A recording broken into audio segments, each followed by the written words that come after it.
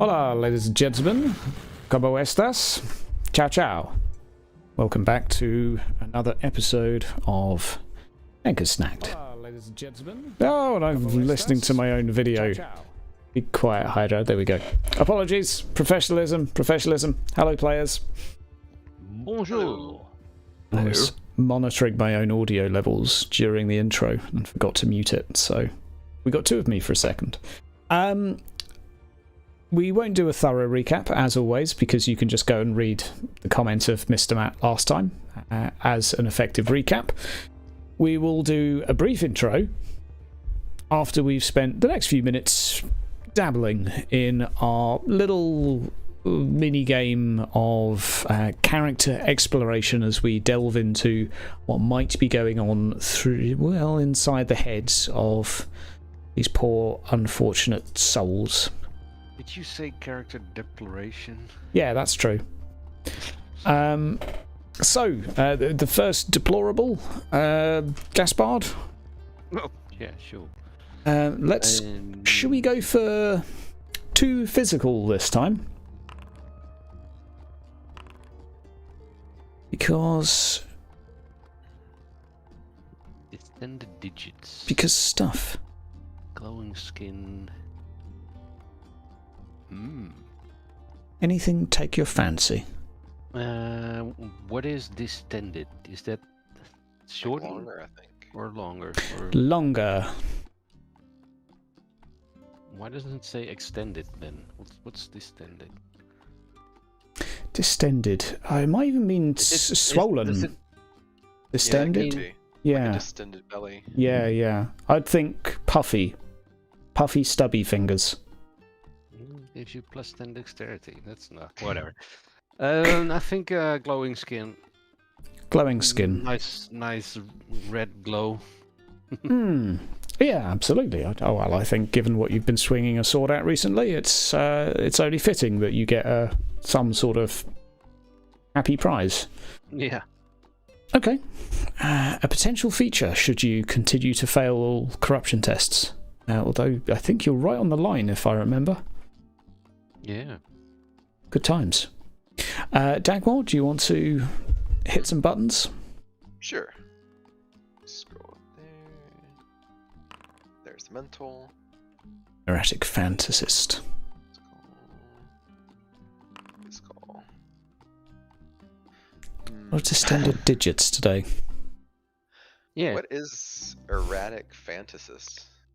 I don't know. As Fanta girls from the 90s? Or It's whatever? very different to an erotic fantasist.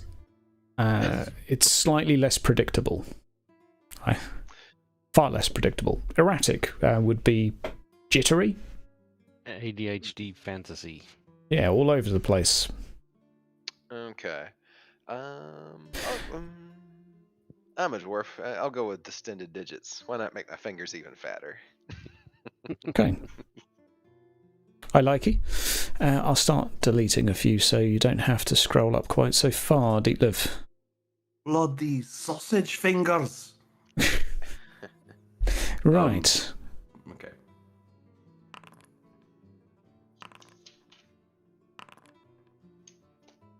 Patchy feathers, inhumane beauty. That's come up a few times, and beast within. Shadows. Anything attractive? I'd say the one that makes the least sense would be patchy feathers. Agreed. Me? Well, not necessarily. I mean. Well, no, there's I mean siege. anything can make sense, but so.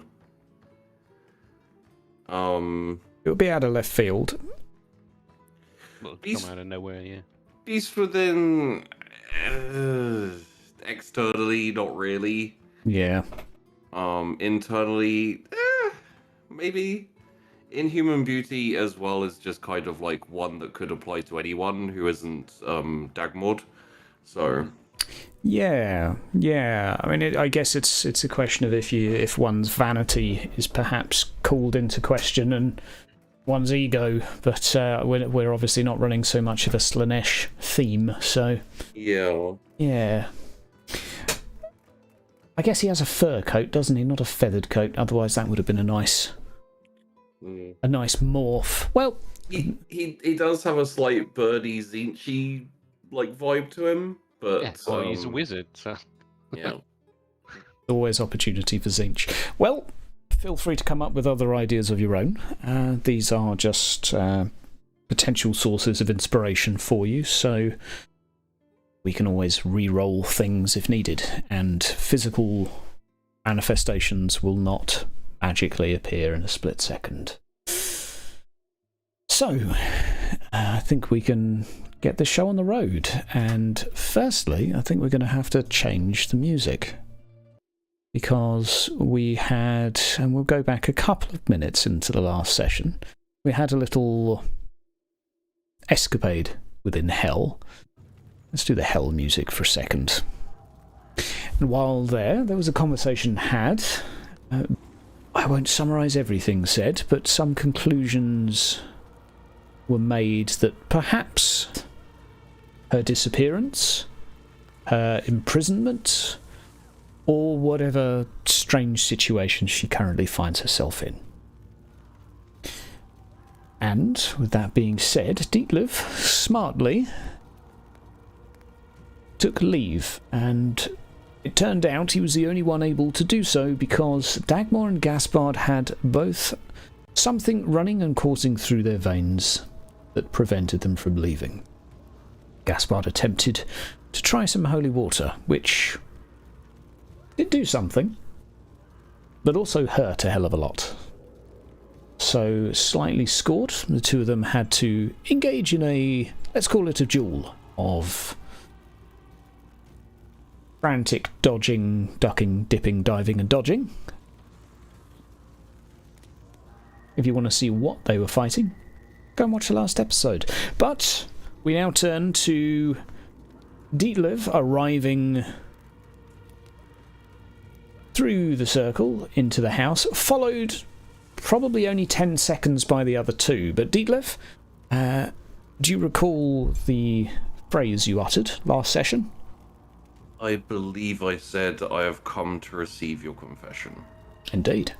And as a recap, Alessandro is currently stood within the square. Martina and Marguerite are to be seen as well. The majority of the fires look like they have been extinguished.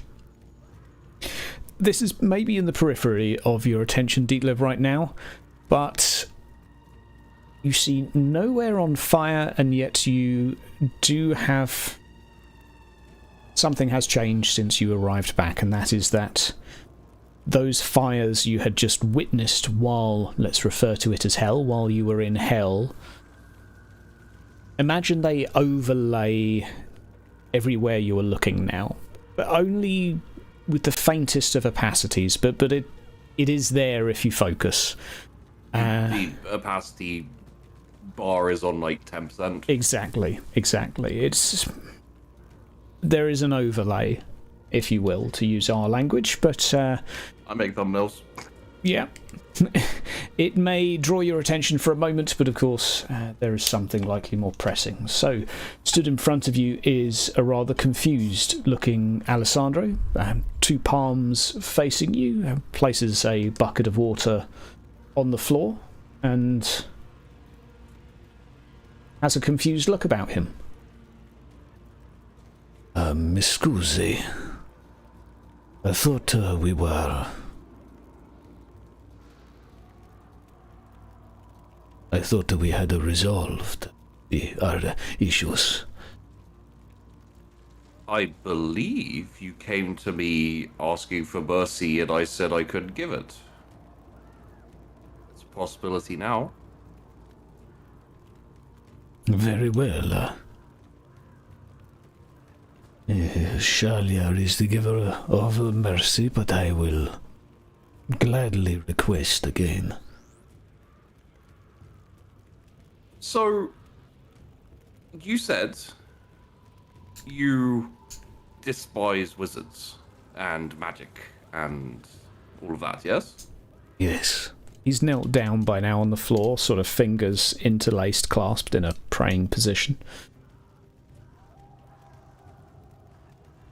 So it's probably a hatred something that's difficult to control?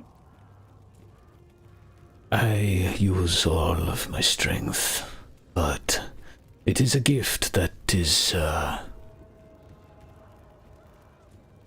challenging for to accept. And I Oh, are we on like stone here? Yes.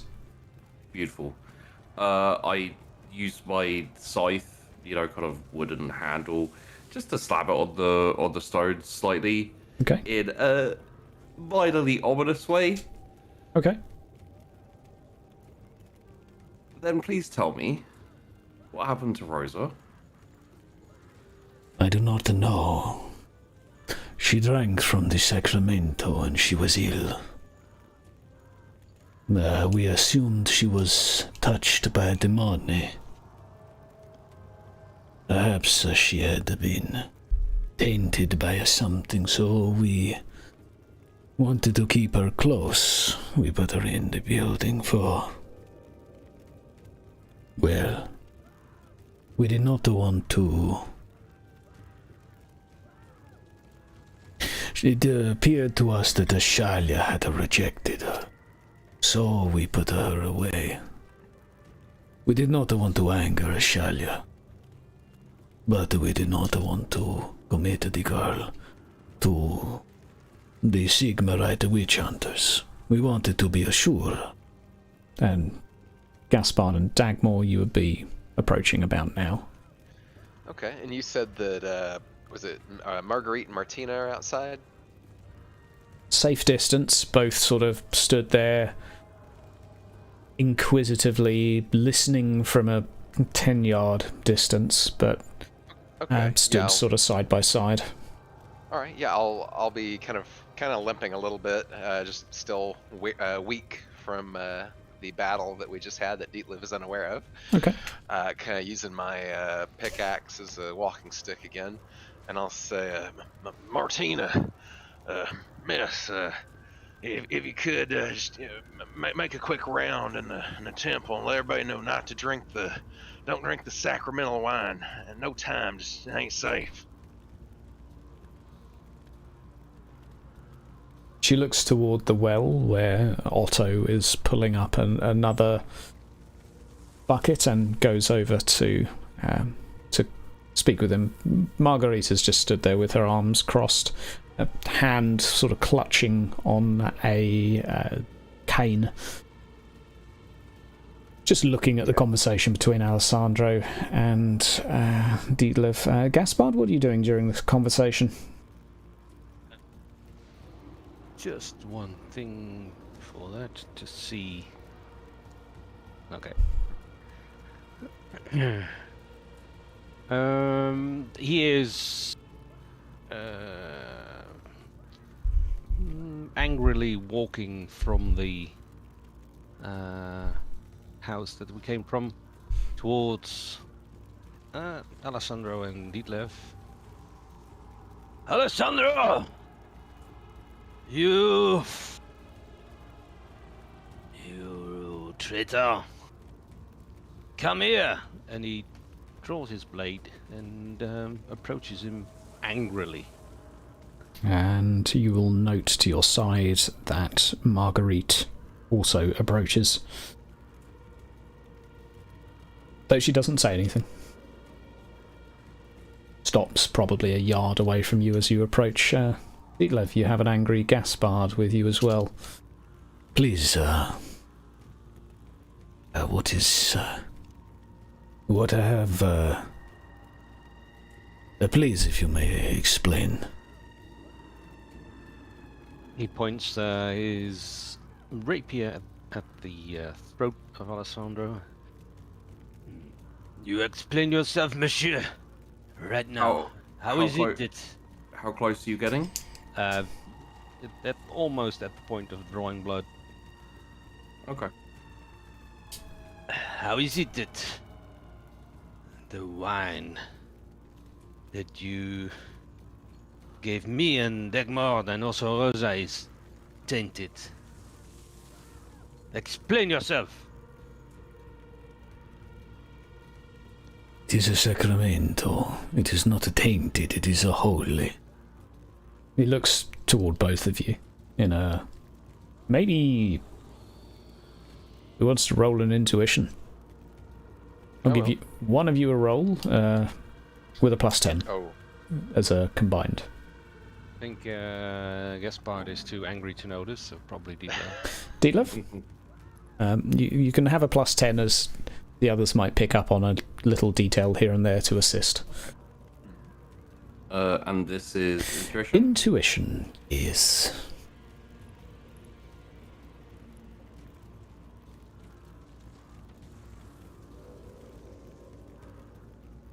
He looks somewhat frustrated at the accusation, and perhaps spiteful, vengeful look to his face. You see some of the muscles start to tighten a little bit.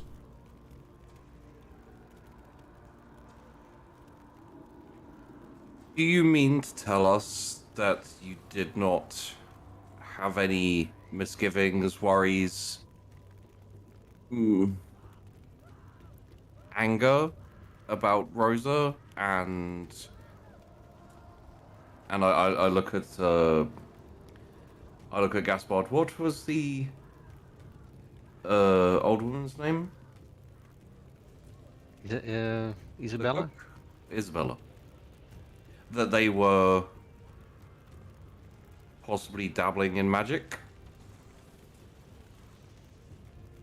He raises an eye at that and will, or an eyebrow rather, will continue with your +4. There is a look of more frustration on his face at hearing that, and you genuinely believe he's hearing it for the first time. This is news to me. We do not ordinarily keep magic users. If they are licensed, we would send them to the college. If they are not, they have no place here.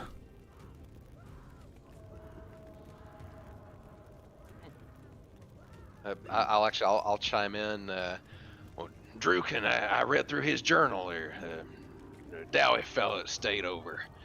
He knew that Isabella was practicing magic. Wrote about it in his Gretchen book multiple times. There's no way you didn't know. You've been here longer than he has. Just one eyebrow continues to be raised, looking at you. I'm just furrowing my brows. Nothing strange had ever come of Isabella. She had been here for a long time. I do not know. She was here for many years before I arrived. Really? You ain't never noticed nothing wrong about her. No more than the rest of us. Tell me, what are you doing walking into the fires? Did you see anyone? Did you save anyone? Did you see anything? I will tell you exactly what I saw, you connor. And he flicks his rapier to on his make a cut on his cheek or somewhere. Or Please make an initiative roll.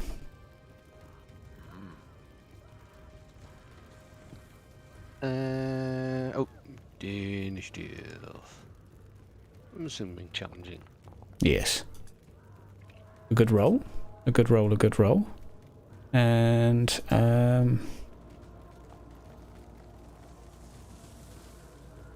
oof.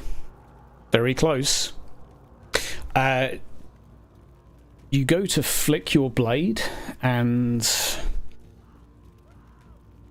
there is a barrier to yours, and that is the cane of Marguerite's is placed just with your blade, maybe an inch from Alessandro's cheek, with her looking at you now with her eyebrow cocked. I thought I had told you not to use this to kill. So you are in on it? Huh? You are in cahoots with this man? We are a priest of Shalia. Yeah, sure, you say so, and indeed the wine it is sacred, but and holy, but to what god? And do you know that? It is not Shalia that has blessed this wine. Maybe she don't know, Gaspard. She saved my life upstairs. Yes, but to what end? I don't know. These are strong allegations to be making against the Holy Sacramento. Not something to be taken lightly. Well, there's an easy way to find out. Just draw a circle and step into it, and then you can ask Rosa yourself. No, don't recommend that, ma'am. That ain't particularly safe. Who are you to be walking in and out of the fire, telling us we are cultists, are we? Devil worshippers. We have been watching you, playing with the fire. When you question our integrity. Well, now I do.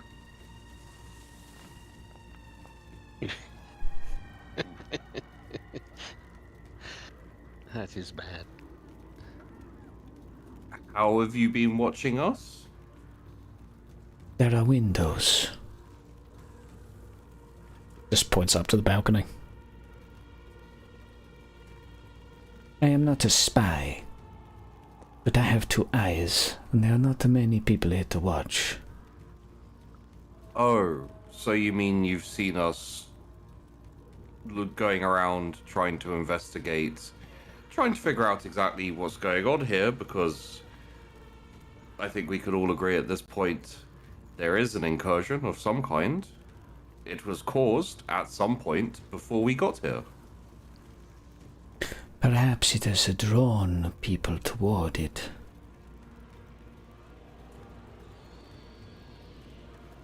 Right. Still, I do not know why you ask Alessandro for his guilt. The man is a Very holy simple. man. He gave us the wine. He gave Rosa the wine, and it is the wine that is tainted, I tell you. I can vouch for that as well. Let's try not to confuse the subject too much. As we went through, we went over to the other page. We talked to Rosa. We found her. We spoke to her. She said Alessandro gave her wine. She felt bad. She ended up there. She has been chased by monstrosities. There you go. You have She cannot spoken. return because she drank the wine. You have spoken to Rosa. Yes, Yes. ma'am. That was Alessandro, but Oh, yes, sir. I'll forgive you. He draws a very suspicious look. No intuition test needed for that. It's overt. And we are to trust you.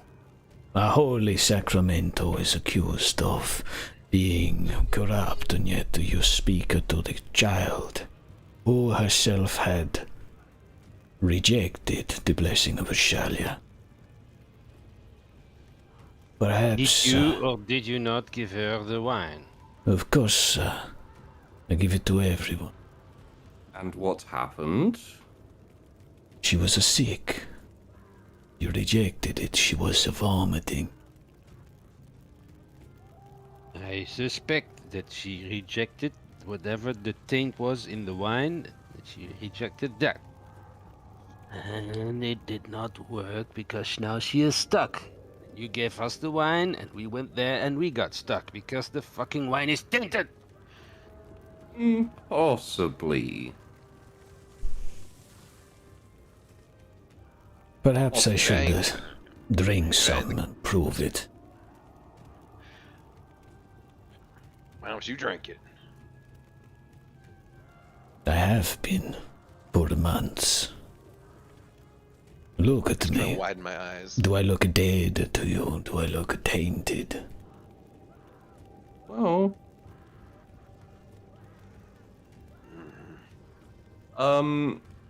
Hydra. Yes.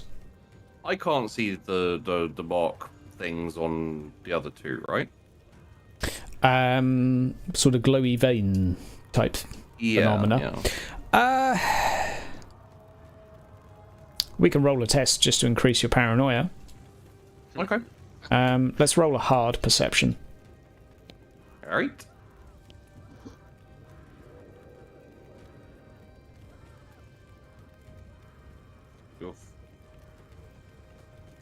Nothing catches your eye, though you have a glance at them. Okay. Be a good, useful way to figure it out.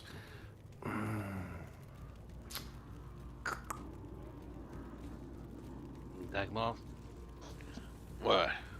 do you still have the chalk? Oh, sure. I reach into my satchel, kind of fishing around, and pull out a piece of chalk. It's really not a very good idea. I hand it to Gaspard. He starts to draw a very large circle, basically the entire courtyard. So it will take a while. You do realize that if you go through, you will not be able to come back. You came back last time. I'm sure it will be fine. As long as we had that damn wine. And I we drink did. the holy water, and it will be fine. I'm not sure that's how that works. Margarita's looking at Gaspard as he's doing this, and sort of leans in towards you, Delev. What is he doing? Is this a witchcraft? In essence, yes. In effect, maybe. This is not a place of a witchcraft. You're in simple. And she goes to go and confront you, Gaspard. Go away. It is a protective circle. Right. A protective circle. I say, Gaspard. I'm gonna step out of the circle. Like, no. I will also say, you really should think this through, Mr. Gaspard. I am thinking it through. I'm drawing What are it. you doing? I'm drawing it around the well. Don't you see? Is he just drawing it around the well? Is he drawing around everything? Well, basically the entire courtyard with the well as the center. Is he putting it around all of us as well? Yep. Maybe just put it around the well. No. At this point, you're going to get a slap to your hand that is, or an attempted slap to your hand from a cane, the one holding the chalk, that is. So I'm going to ask you to make some sort of roll, whatever you feel is appropriate here. Yep. She's just looking to knock it out of your hand. No. Oh, okay, that's nice. That's nice. We'll go for. We'll go for an improvised weapon.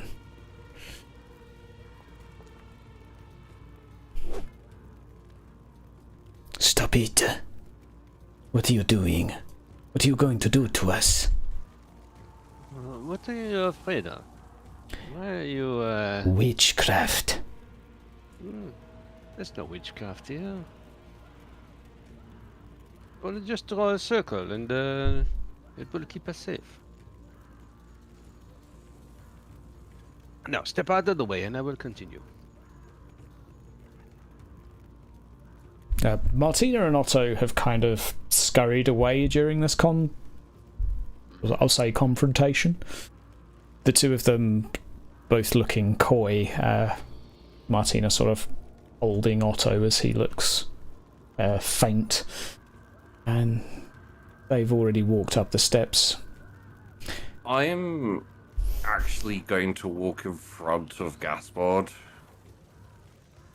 Not threateningly with my scythe, but essentially barring the way with my scythe. Gaspard? Ma'am, may we have a moment, please, to speak with my colleague? Clear your heads. We will be inside. Perhaps you can come to your senses and join us for our evening prayer. She nods to Alessandro, slaps him in the face, and then two of them walk up the steps. What are you up to, Gaspard? I hope you paid attention, because I would really like to see or learn from you how everybody reacted. Did we see any noticeable special reactions, Hydra? What during the circle drawing from Marguerite or Alessandro? Some things were very evident because these people weren't necessarily in a state of hiding their emotions. Both were frustrated at your accusations. There's an element of that between the two of them. There was concern from Marguerite regarding whatever the circle is or whatever it does. And Alessandro seemed more annoyed. Although I would say Marguerite seemed annoyed mixed with concerned. And by annoyed, I think the word angry would be fairly suitable to each. Okay. But calm and collected, the two of them. There was no like fear on Marguerite's expression, nor Alessandro's. The three of you are alone. Ran away. Yes, the three of you are alone in the courtyard. Well, how about the other two? They're Otto, nervous and scared. Sort of scythe being stamped down sort of made him judder up in the air a little bit and flinch. And I think then the tone of the conversation seemed like it was making him bite his fingers a little bit before Martina went to go and settle him, and she walked inside with.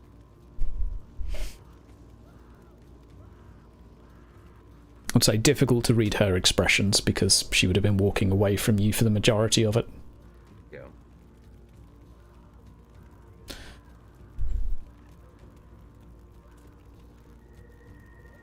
Inconclusive. What is it that you have learned?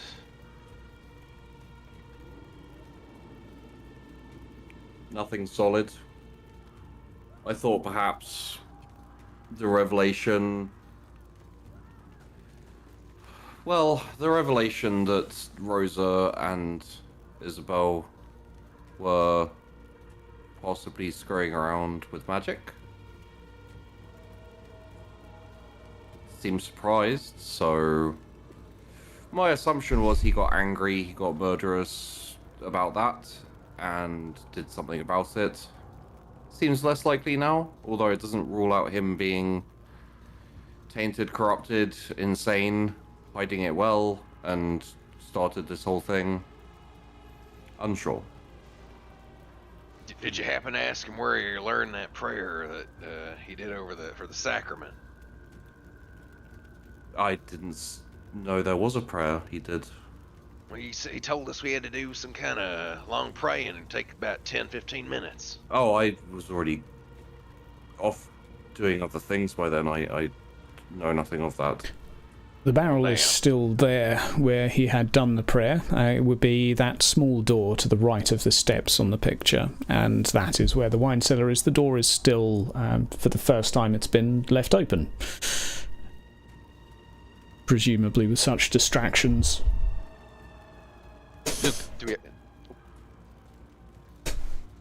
He was rather keen on not letting us in there, was he not, Dagmar? Yep, he made us wait outside while he went in. He ain't there now. Let's have a look. Dietler, sound good? I'll stand guard. Fair enough. And I'll start kind of wearily walking over that way with Gaspard. Okay. Right. So you approach the small room as you peer in. There's no light source inside bar a candle that has been left lit. It's probably got about 3 barrels inside and a collection of bottles. I would say some 20 in number. The barrel probably comes up to your chest height, pretty large. There is also some wine making equipment. There appears to be a flattened barrel, a couple of cloths, as well as some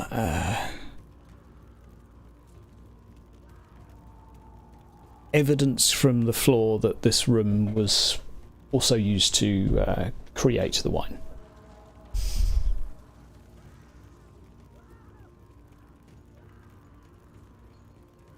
Well,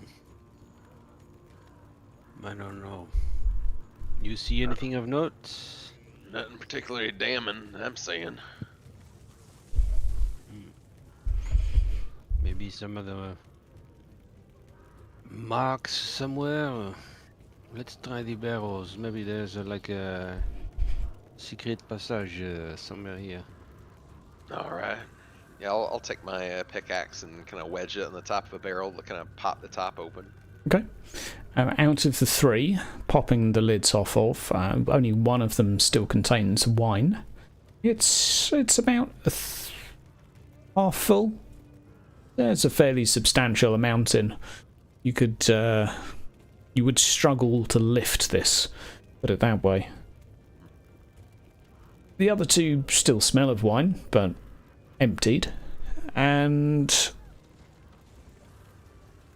there's not too much else to say, though. That's upon initial inspection. You can roll me a average perception, each of you, to see if there's anything else obscured within this room.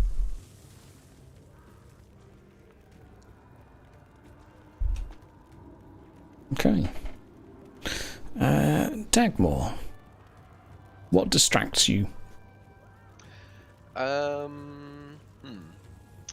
Probably just all of the bottles on the wall, wondering if maybe there's something going on with them. Yeah. Not wanting to drink them, mind you. But There's a lot of bottles to look at, and you find yourself going through one, another. They're all exactly the same, but perhaps you get stuck in a loop of just checking each one mindlessly to see what's there. They all seem remarkably uninteresting. And Gaspard, where are you looking and what are you doing in there? Checking the walls and behind the barrels and nooks and crannies and tapping things, feeling loose bricks and just stomping on the floor and stuff like that. You have a good thorough investigate of the surroundings, hand on the walls, feeling for anything loose, a tap here and there. All the wall seems consistently solid. There's nothing that strikes you as unusual in any particular way. The only thing that catches your eye while you're there is a couple of footprints by the side of this. You'll forgive me for not knowing the word, perhaps someone more educated than I will. One of the sort of half barrels you would use to press wine with your feet. There's one of those effectively, and to the side of that are 2 footprints. Well, one full and one sort of not particularly visible, and still covered in an imprint of a wine-soaked foot, basically. That's the only other thing of note that you spy. Is it like a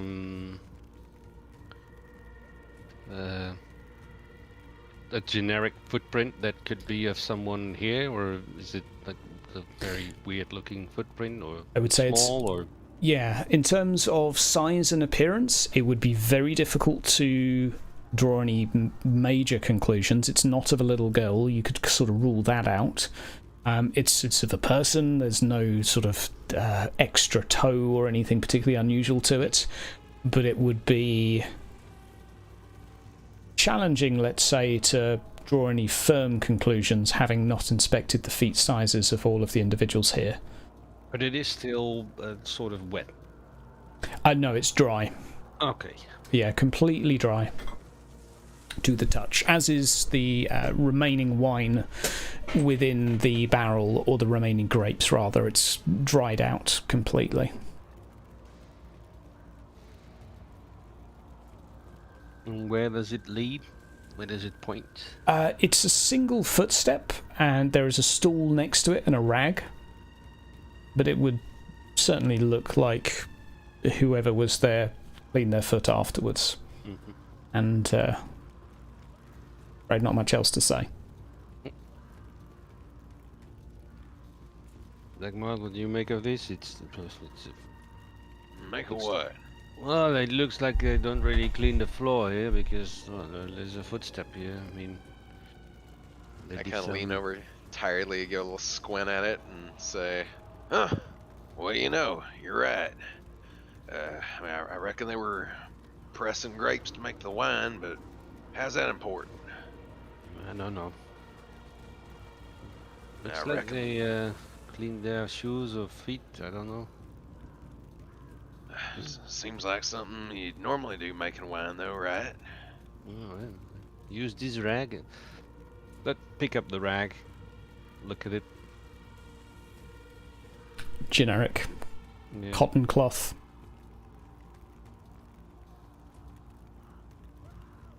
Well, what do you say? Maybe perhaps our magic-y friends can send something we cannot. I'd rather not have to ask them, but at this point, may have to. And I sort of wonder what this place looks like on the other side. I'd rather not find out if we ain't gotta. Well, I ain't feeling so great. I say, just kind of leaning forward on my pickaxe. Detlef! Yes. Yeah. Come in, there's nothing here, but maybe, well, nothing to our eyes, but maybe you can see or spot something we cannot. A side note to Detlef, were you stood on guard while there? Yes. Okay. You will have noticed the opacity has moved, let's say, from 5% to 10. There is a notable but faint flame within your vision, looking at anything at all.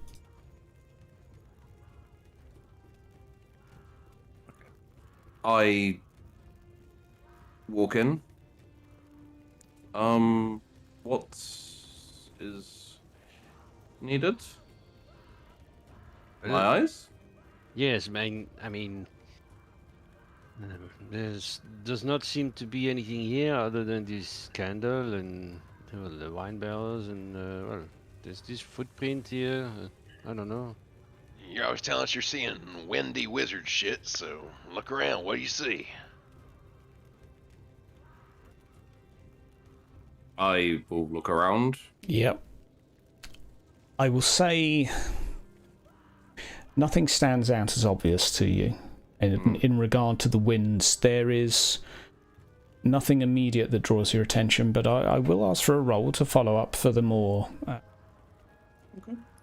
finer details that may be of note. So an average perception, please.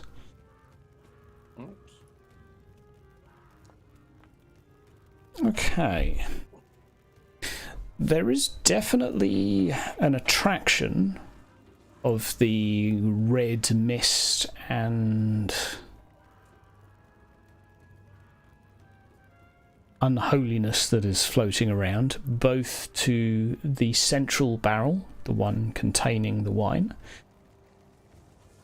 and there is a degree of attraction to where the wine was made.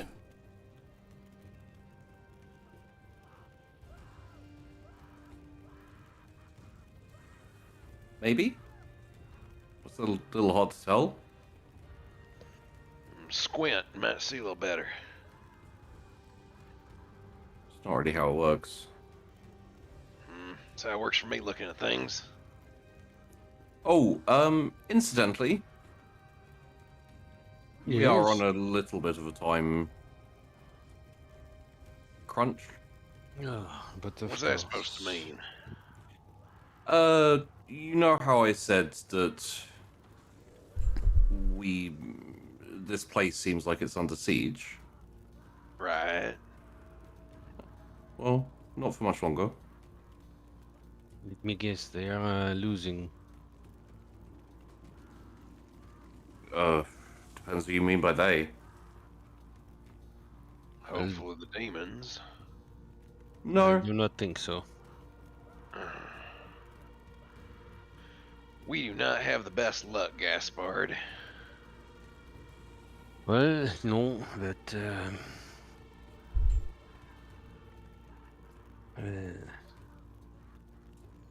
right, how shall we proceed now? I mean, one of these people is not. I do not think they are who they are, or they seem. They are not who they seem. I mean, I thought it rather strange how Margaret interfered with the questioning. To be fair, she probably don't know nothing, and if that's true, then stands to reason she'd protect Alessandro, thinking, maybe you're losing your mind attacking a man. I don't know. The problem is we have no tangible inclination one way or another. The unfortunate possibility is from both possibilities that we currently hold, either Alessandro or Rosa being a perpetrator or a causer of the problem. There's no way really to tell, or even to tell if dealing with the problem would close off the issue. But let's consider for a bit. The wine, it was tainted. I'm pretty sure we can say that. So either it was tainted by something Alessandro or another priest did, or it was tainted before that in the process of making the wine, or even the grapes at the vine are already tainted. Well, I wasn't exactly there, Gaspard. Was there anything wrong with the prayer?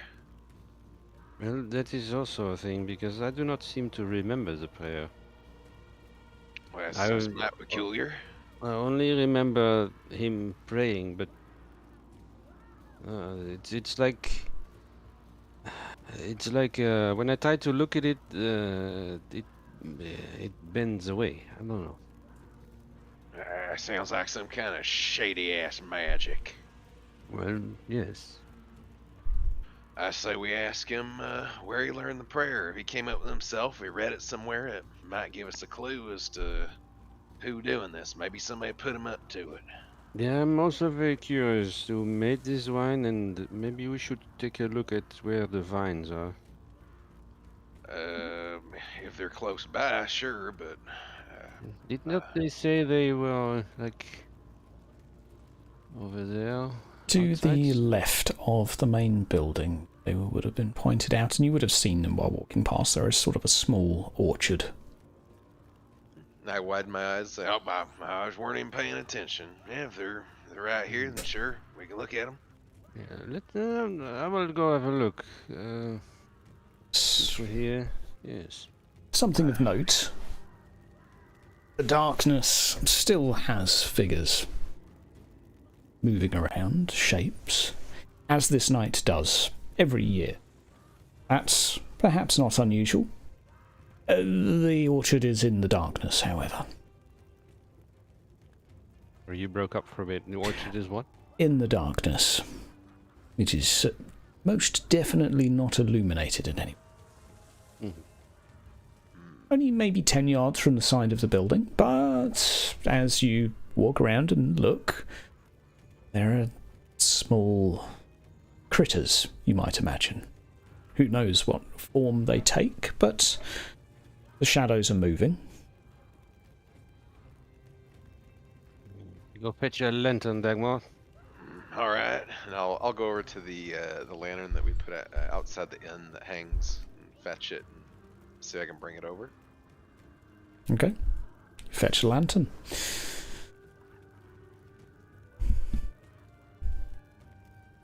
Got one right here. And I'll shine the light on the field of grapes. Let's stay close. Yeah, I ain't feeling good enough for a fight about now. Where's Didlev? Didlev, are you coming? I'll hold up the light looking for him. I am currently trying to decide what the next course of action should be. Grape inspection. Yes, it'll only take a couple of minutes, so... So, here is my question. If we inspect the grapes and we find out that they are in some way tainted, or what does that achieve? Means might not be Alessandro up to no good. Right. But does it tell us who is? No, It but we doesn't, can ask, and we can see. I mean, perhaps there is something innate in the ground, like maybe there's something buried there, or I don't know. Could be good chilling things. Yeah, if there ain't nothing wrong with the grapes, then that means it must be Alessandro's prayers doing something wrong. We aren't even completely sure that the wine is tainted. I'm pretty sure. Why? I mean, we could be inspecting the grapes right now as we speak. It'd just take a minute. Go ahead. I'm gonna walk over the grapes with a lantern. Okay, who's holding the lantern? I am. Can you make a willpower check, please? Yes. Challenging. Ooh.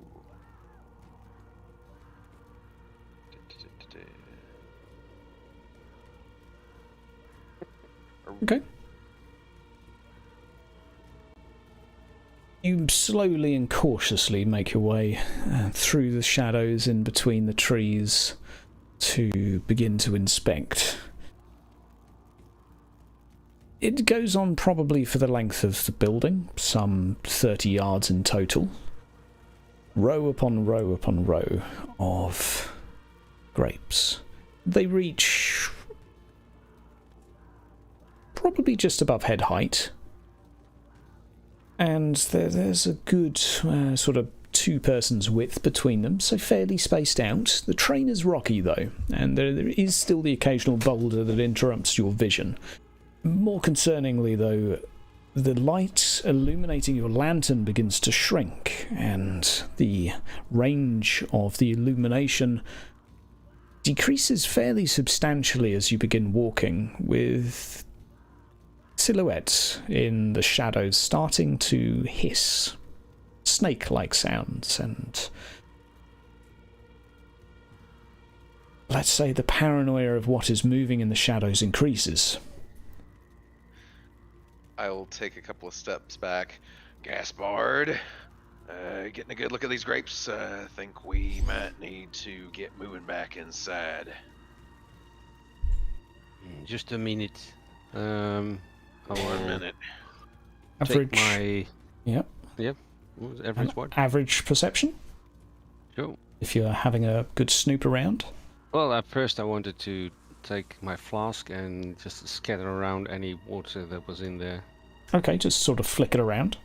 Yep. Okay, so as you do, and the remaining few droplets are sort of tossed into the shadows, you do hear a hissing sound, as if like a wounded cat. I kind of tense up a little, some kind of on edge. Damn. Challenging perception. Yes.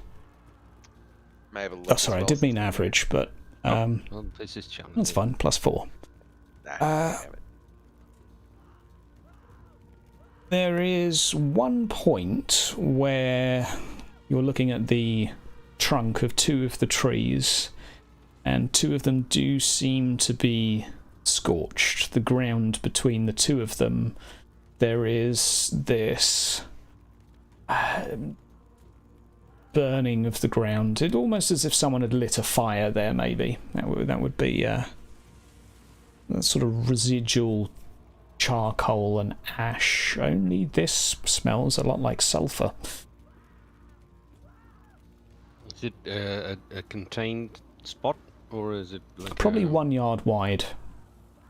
Yeah, but I mean, is it like a regular shape, or is it organic shape? Is it, I mean, is it man-made or Yeah. deliberate? Circular-ish. So the shape on the trees.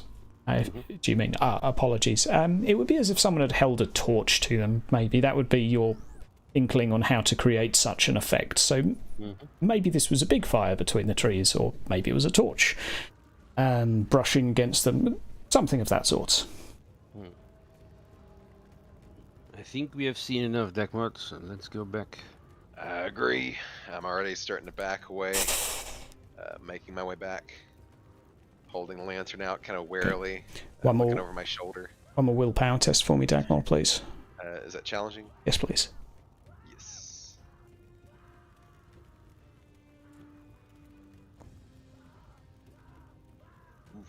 Okay. As you're stepping back, it's almost as if something is blowing your lantern out slowly, or making the flame dance and hang on for its life. Yeah, my eyes are just darting back and forth from the weird hissing sounds in the distance to the dwindling flame, trying to walk faster. Yeah. It's not too far to go, and you both make it back safely, though, with scurrying noises behind you, the occasional branch being disturbed. Well, Dietlef, there's definitely something there still, and I did see some, I don't know, scorching of the ground and some of the vine stalks. It seemed it smelled of the other page.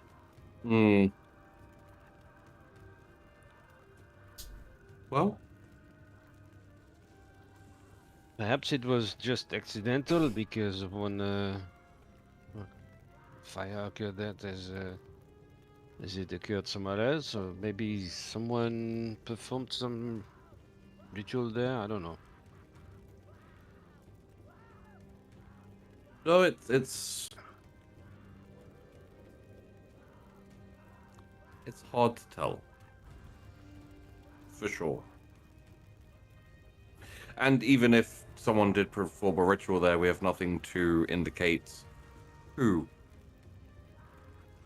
No, but it does open another line of questioning, perhaps.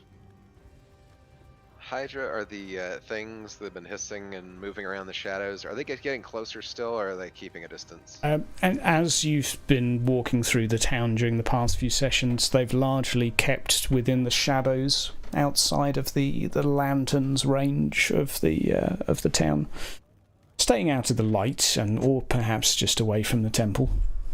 Okay. All right, thank you. You still appear to be safe as they follow you to a point, but once you climb over the fence, they certainly travel no further. Okay, just making sure so that we're not standing here talking and getting sieged by them. Cool. What do you suppose we do next then? Let's see where they are now. What he is doing. What they are holding up. Alessandro? Yes, and the others. I suppose we ain't got any other leads, do we? Man, I wish Isabella was here. We could question her ass. Hydra. Yes. Is there a graveyard here? Not that you've seen. Okay. You would perhaps some canonical knowledge would possibly be that bodies might be taken to the nearest temple of Moor as part of sort of common culture in the area. So even if it means travelling for several days with a corpse, it might still be the norm to do so here. Okay.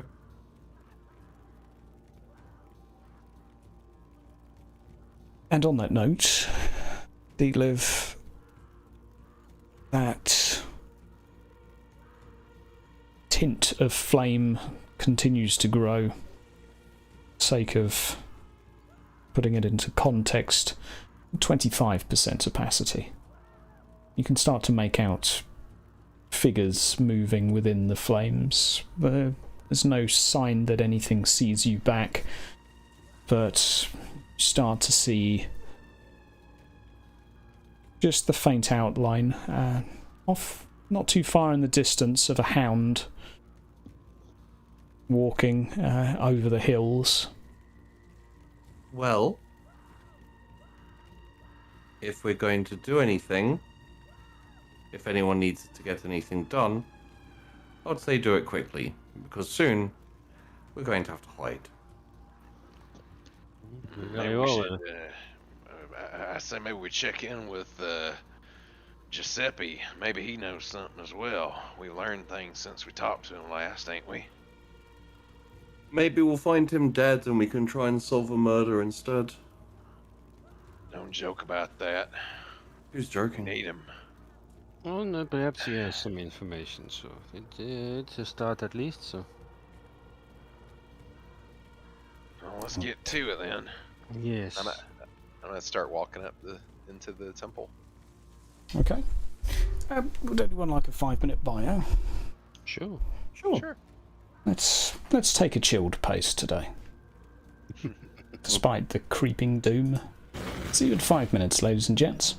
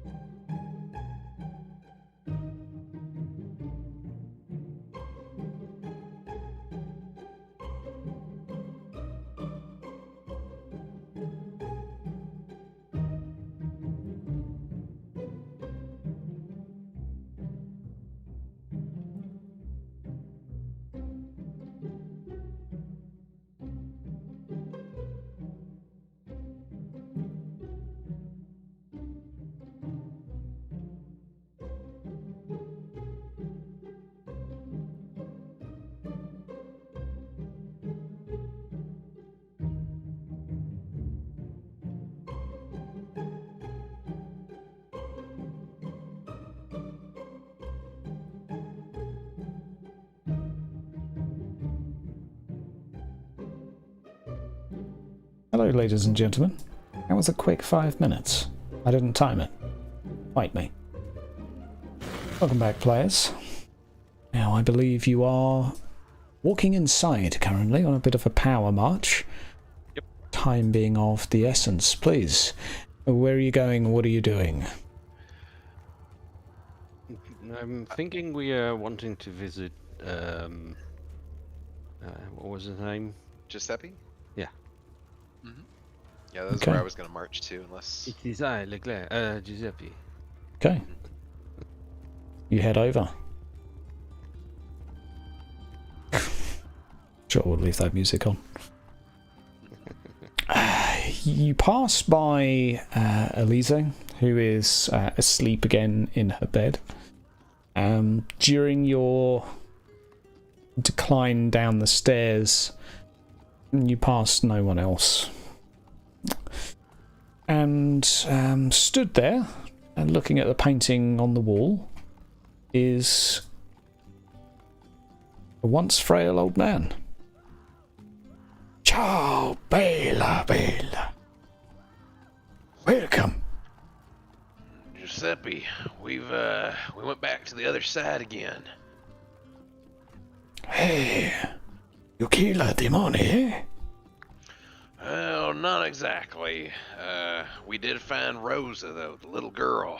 Ah, ciao. Sì, girl, bambino.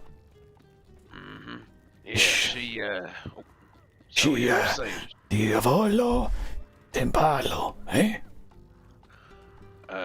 whatever that means. She had some kind of a mark on her. Well, let me expound upon that. Me and Gaspar drank the sacramental wine that Alessandro... Sì, Sacramento, bueno, bueno. Yeah, well, there's a little bit of mall. It's not the best. We drank it, went over to the other side, and found Rosa, and she's seen these weird glowing marks on her necks. And apparently they kept us from coming back to this side until she removed them.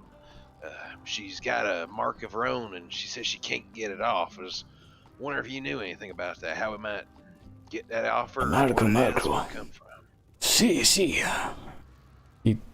He walks over to the side of his desk and grabs his notepad or journal. There's no shaking of his legs to speak of. No tremor, just a purposeful walk. Followed by a methodical flicking through of pages before... Aha! And I'm visibly impressed watching him walk like that, kind of looking to the others with surprise on my face. He motions the book to Deetlev. Certo. Look. It's a picture of a man with black eyes and black veins running down his neck and all over his torso. Demone.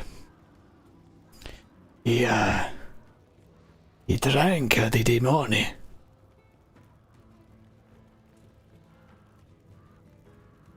He drank the demon.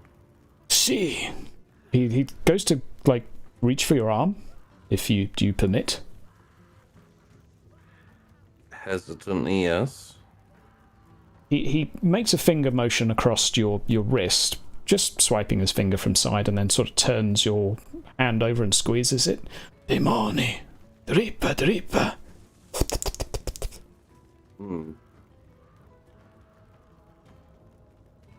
So I guess- following. What's he saying? I guess that's what happened to both of you. Eh? Is he saying like drink the demon blood? Yes. Blood, oh yes, blood. In the wine? I just kind of turn. I just start spitting on the floor a few times, kind of rubbing at my tongue with my fingers. That's really not going to help at this point. Just don't drink more. Ugh, demon blood. Foul. It's no wonder that happened to us. Shit. We ever put that shit in there? I look rather fuming in the moment. Giuseppe has a dismissive look about him. The Sacramento, bueno, bueno. Mwah. Magnifico. Yes, but it has demon blood in it. No, no demone blood. Yes. Vale. Mmm. And like just kind of rubs his stomach in a yum yum manner. When did you last drink it? Yesterday. And when did you start being so good at walking again? I am getting better, thanks to Shalia. But I suspect, though. Yes, I suspect so as well. So, you suspect that someone has been drinking demon blood? Or you suspect that someone has been... what with demon blood? Drinking, yes. Who? Well, the girl. You say she see the veins, yes? She drink the blood.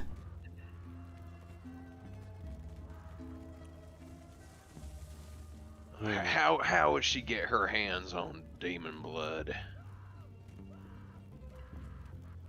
Just sort of shrugs.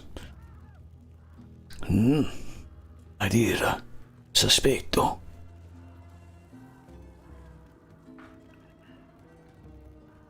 But, no blood in the Sacramento. The Sacramento is a vale. Is bella. Do you know? Well, it's a magnifique. He just seems to continually be giving you overt gestures of how tasty it is. So you think just because it's delicious means it ain't got demon blood in it? Demone hunter. Demone understand. Yeah, but who, do you know who makes this wine? Who takes care of the wine stock? Shakes his head. This is on my bed. I sleep. Sit. Yes. Sleep, I sit. I sleep, I sit. Yes. I suspecto. One more question from me. Why did you have us go to the other side? Investigator la demone. Sospetto.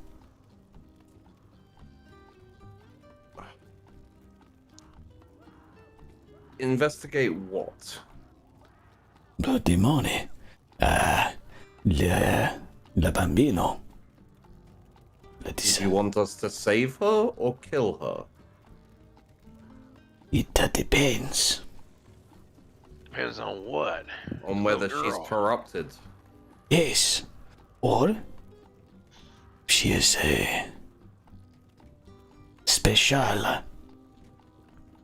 She's real special. She can turn them things away just by touching them. Make some big old bell sound gonging.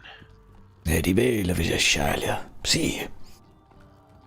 I suspect she has some control over one or maybe two of the winds. Magico. Yes. Magico wizardo. Magica witch. Sometimes it is difficult to understand the difference. Thank you. No offense taken. You're welcome. And like I said, she said that she can't remove her own marking. Is there any way we could get a mark off of her if we could get to her again? Sì, sciaglia. Prayer, pristo. Non corrupt pristo. A bueno pristo. With a prayer. Oh, shit. A strong Okay. prayer. How many of them we got around here? Suspecto. How would we know a corrupt priest from a good priest? That is the question. You said that, Gaspard, you said that the prayer that the feller said you couldn't, like, not that you didn't pay attention, but you couldn't pay attention to it? Is that about right? Yes, I mean, he started the prayer and it was like, It was like Is that suspecto, Giuseppe? Sospetto. Sì. Sospetto. Ambo, sospetto. My money's So, on Alessandro. no, he was surprised to too many of the things that we talked about. We have choice of 3. We have the one who met us when we first came here, the clock one. Otto. Yeah. We have Flower Girl, Martina. and we have Cook. no, Is Cook is Ella. dead. It is the nurse. It is Cook is dead, Margareta. but Well, The she's cook in is pieces. Isabella. She's the woman Yes. that is ripped up in the other side. but that doesn't mean she wasn't the one to instigate it. Well, then there's 4. Because there's also Margareta, the nun. I don't think it's Marguerite. Neither do I. She saved me. Would have been real easy just let me bleed out. The 2 priests are unlikely, although possible, in my estimation.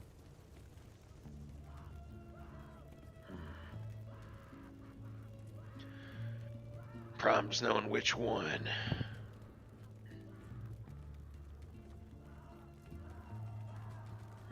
Yes. Well, I'm going to find one. I'm going to ask some questions, and if I don't like the questions, I am just going to slit their throats. I am getting fed up with this. Everybody talking in circles. Now hold on. I don't know about slitting no throats. Let's come to a reasonable conclusion before we go passing out any permanent judgments. Well, be quick about it. Fine, just lead the way. I'm with you. Thank you, Giuseppe. We might check in with you later if we have any more questions. Give us a holler if you need anything. Sì. Good luck. Thank you, sir. Appreciate it. And as the 3 of you go to leave, he does motion Deeplev to you. Oh yeah, I'm Just- not leaving. Okay.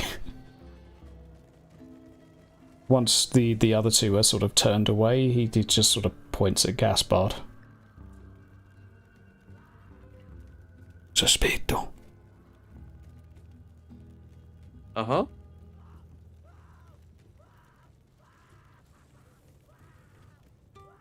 His eyes just begin to look left and right awkwardly. So, do you have a basis for this, or? He's angry. Yes. It's enough to be sospetto.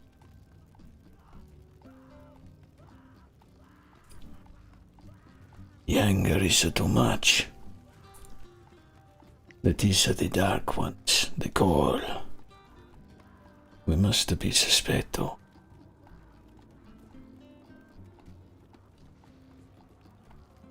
Surely a miraculous, well, quasi-miraculous recovery from injuries should also be suspecto.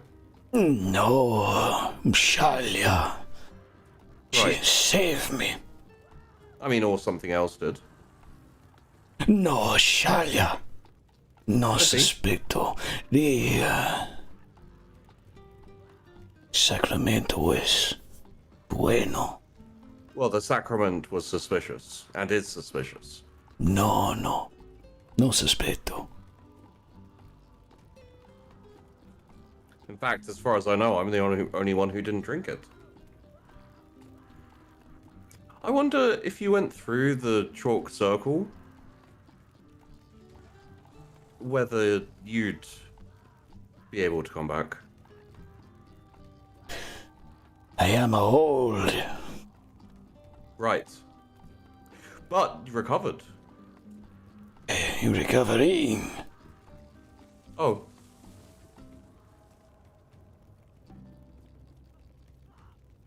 He's going to now sit down and kind of do a little bit more of a, oh, look at me, I'm frail, Yeah. and go to lay down in his bed.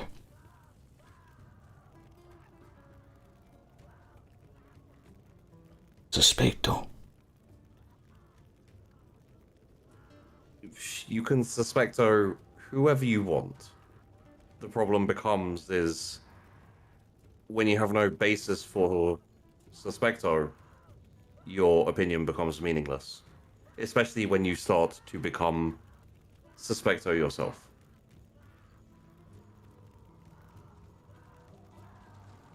Sospetto. Everything. You're good, witch hunter. Well, that is true. He seems like he's like pleased with you, gives you a strong thumbs up. Good, witch hunter. Maybe you hunt the demoni and the witches. No wizardo. Magicchio. Well, maybe both. Vale. I think I would find it a lot harder to resist the temptations I already do. Yes. Temptations. My temptations are slightly different.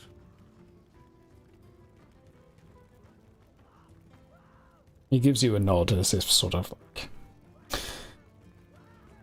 There's a degree of recognition. Yeah.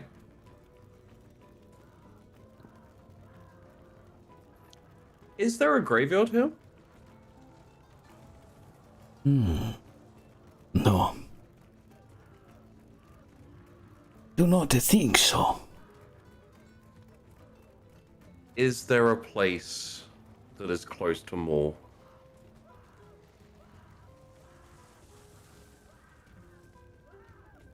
He just sort of motions at the beds. Well,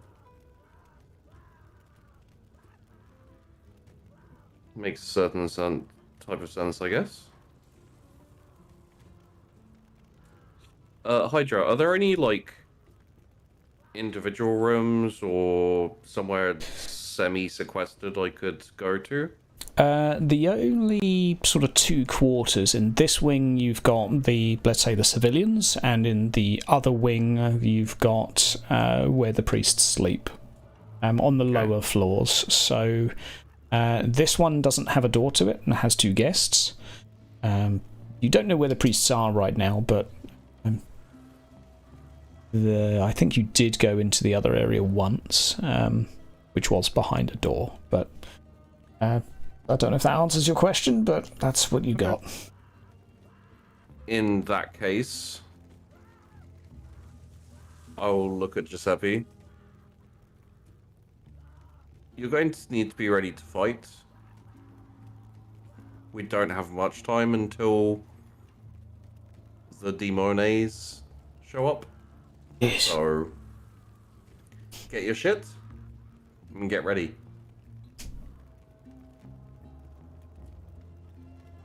Gives a little lean of the head down to his bag and smiles. Right. May not see you before it happens, so good luck. Good luck. And may Shalia protect you, and... Yes. Shalia. Smiles heartily at the hearing of the word. Sure. And lays down and begins to flick through his journal. I'm gonna go. And Okay. I move off, and I'm gonna go towards the courtyard, the kind of like more outside ways. Okay. We'll come back to you in a moment. After just asking you, do you suspecto? Him? Just everything, I guess. Not completely. There's not enough. Well, sheepy, yes. Yeah. Dietlev doesn't have enough proof of anything. So. Yeah. Fair. We're going to stop by Dagmar and Gaspard for a moment. Where did you two go running to? Following Gaspard. Gaspar, Dagmar. Hmm. You know, I would very much like to, how do you call that? Rummage through, Rummage. Hmm. yes. What did the priest say? He slept. Is it, odd fellow? Alessandro. No, the other one. Oh, Otto, the Oh, clerk. yes, yes. Is he even licensed or whatever it is for priestliness?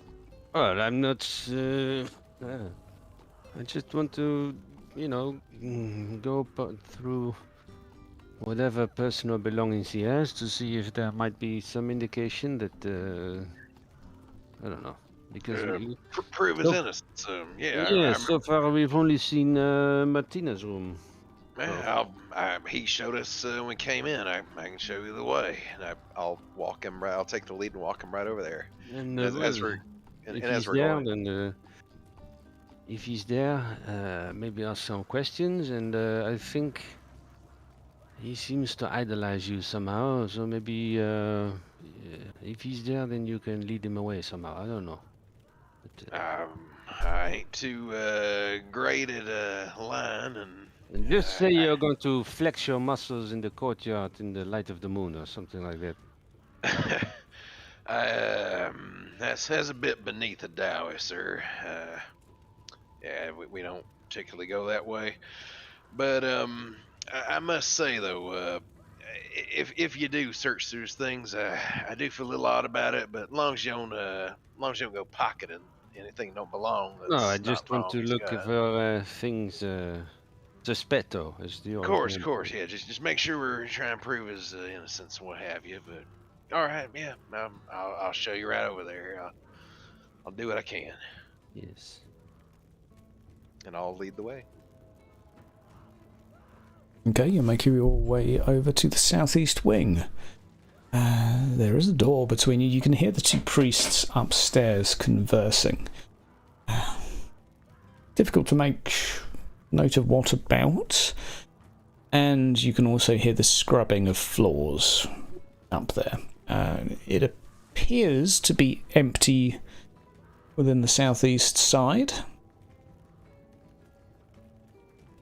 Well, looks like we got a free run of the place. I'll keep an eye out. Do you hear them upstairs? Sure do. Let's be swift about this. Who is it? Is that Alessandro and Margaret? Or Was it two male voices? Let's make an easy perception. Okay.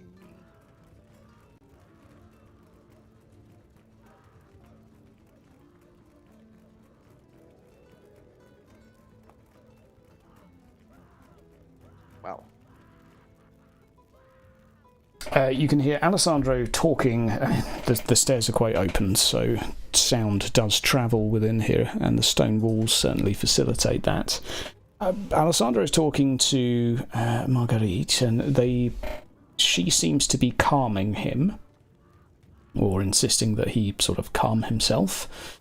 And you can hear a more genteel conversation between Otto and Martina, with scrubbing and sloshing noises upstairs. As you are listening and giving you forewarning, Martina with a bucket does start walking down the stairs, heading in your direction. You can hear the footsteps initially. You have a few seconds to decide what you're going to do.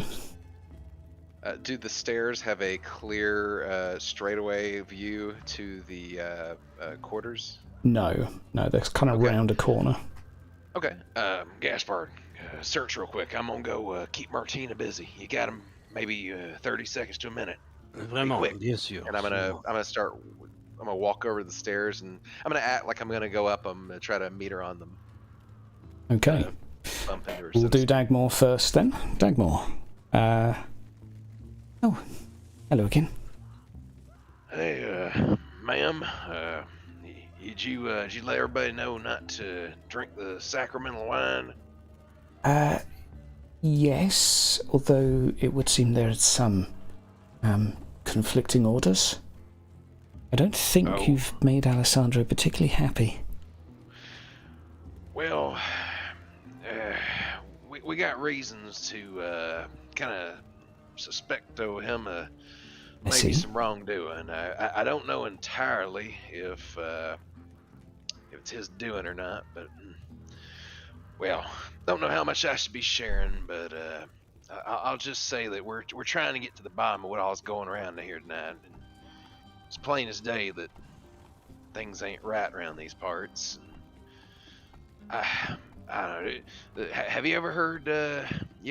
Old Alessandro do the sacramental wine prayer?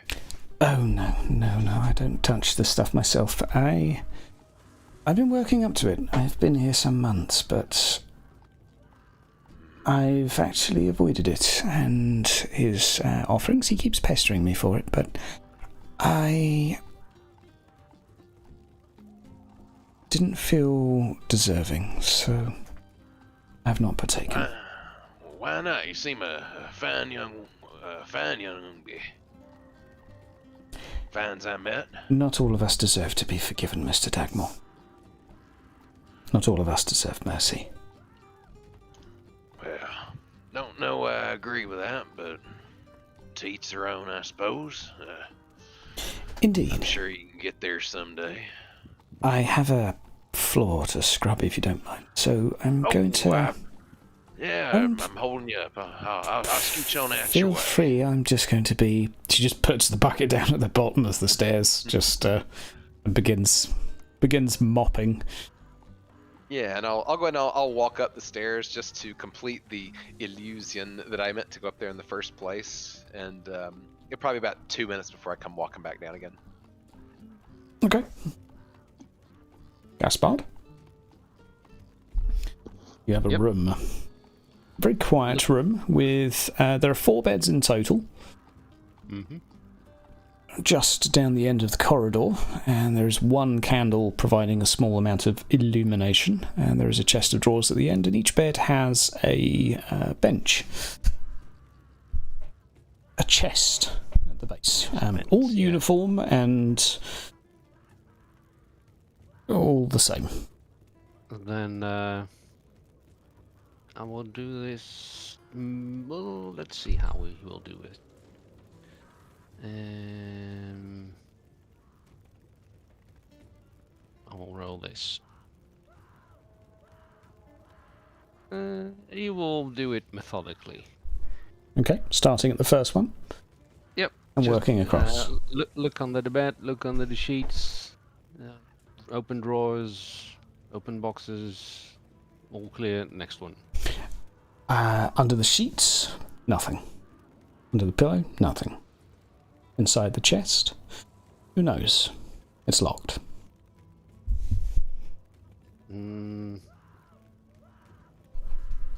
Meeting the first chest is locked. He will go quickly by the other chests to see if they're locked as well.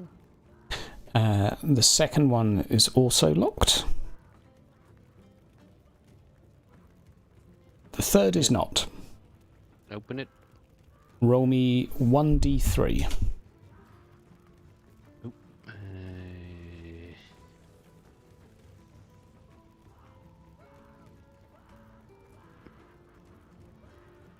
This is clearly Marguerite's. You can tell by the black attire that she wears. There is a ledger inside, perhaps a diary. It's bound up with leather lace.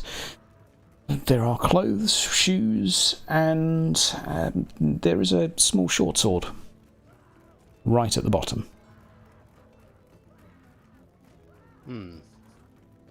Takes the diary. Okay. Puts it in the back of his pants under his shirt. You know, tuck it away. Okay. Hiding it. Look at it later. And hesitates the sword, but leaves it.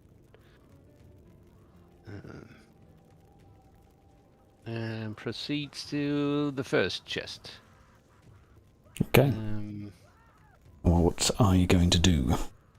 Yes, indeed. Probably take his dagger and see if he can pry it open. Okay. Just brute force. I don't know. Make a... Yeah, how crude are you wanting to be here? Well, not absolutely destroy the chest, but just see if he can wedge it and then just maybe force the lock. He doesn't care if the lock is irreparably damaged, but... Okay. So we're not being too loud, but we are being forceful, if that sounds fair. I think we would go for a simple strength test, but we will put this as a difficult test. Yep. As the lock is clearly of iron construction. Difficult. And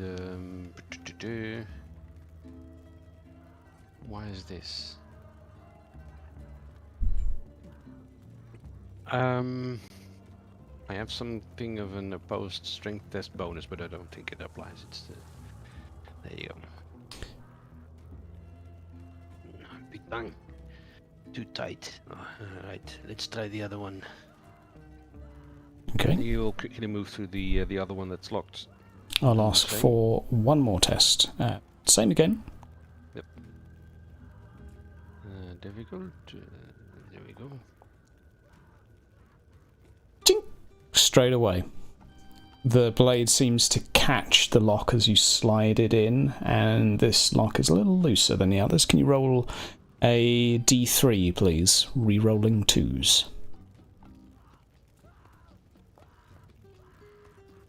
Alessandro's. Slippers. White robes. Not too much else. Another diary. As you go underneath. It's a shame, I do not read. I need to learn to do it sometimes. Just take that, and that mod will go through it. And some coin. Within the robes, as you move them to the side, you hear a small jingle. I will just take this as compensation. 4 silver. There we go. Now, right. How am I for time? You are pressed, so we're going to go back to Dagmor for a moment, then to Gaspard, then return to Deacliff, because that's a good order. Dagmar? Yes. The sloshing stops, and there is a big sigh from Martina that can be heard from where you're stood. She begins to walk. Alright, once she's a little distance away, I will descend the stairs and reconvene with Gaspard. Well, she is walking toward Gaspard. From Gaspard, there is a turn of the key, or turn of the latch that holds the door to this room. Oh, so he's still inside, okay. Yes. She was stood outside of it, mopping. Gaspard? Yes. What would you like to do? I will quickly draw my sword and make like lunges in the air. Okay. She's going to step inside. Oh! Sorry, Oh, excuse-moi, I was practicing because Margareta taught me to, so...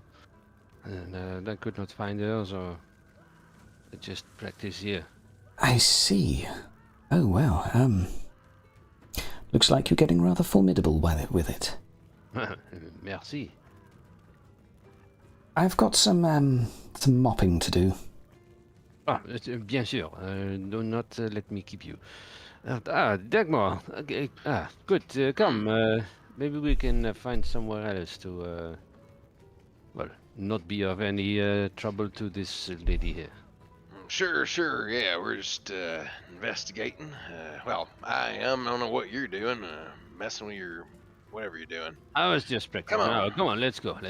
And Yeah, get back to work. yeah. Gaspar. I am a drunk Bretonian. You never know what he gets up to. Come on. And I'll motion for him to follow, and I'll walk down the hall. And when we're out of sight, yeah. What'd you find? Yeah, and he pulls the 2 diaries from the from the back of his pants, basically. All right. I will. I guess I'll slip them into my sack, and I'll slip one of them in my sack. I'll keep the Alessandro one in my hands, and kind of flip it open while I'm walking. Start kind of flipping through a little bit. Okay. Which one first? Alessandro first. Alessandro? And a personal diary from his travels, documenting places he's been, which is most of the world, and places he's seen, people he's spoken to, and there is... Can you roll me an intuition, please? I'll say easy. Sure. Let's see.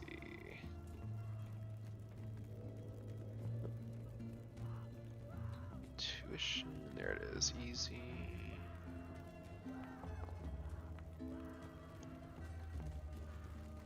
There's a slight awkwardness in terms of his... Perhaps he's undergone some sort of major character transition, but certainly from his earlier writings, the man sounded more joyous and less stoic. He constantly refers to beauty and joy and love, mercy and the sorts.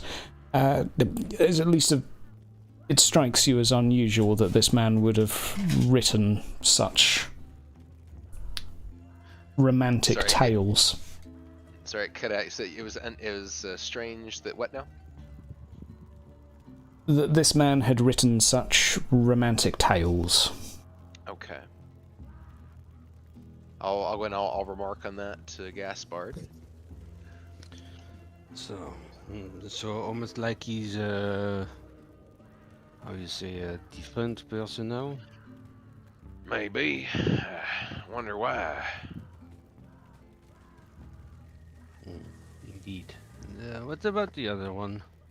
Right. And I'll stuff Alessandro's back in my sack and pull out a whose journal was the other one? Marguerite. Marguerite. For a quick skim, another easy intuition, please. All right.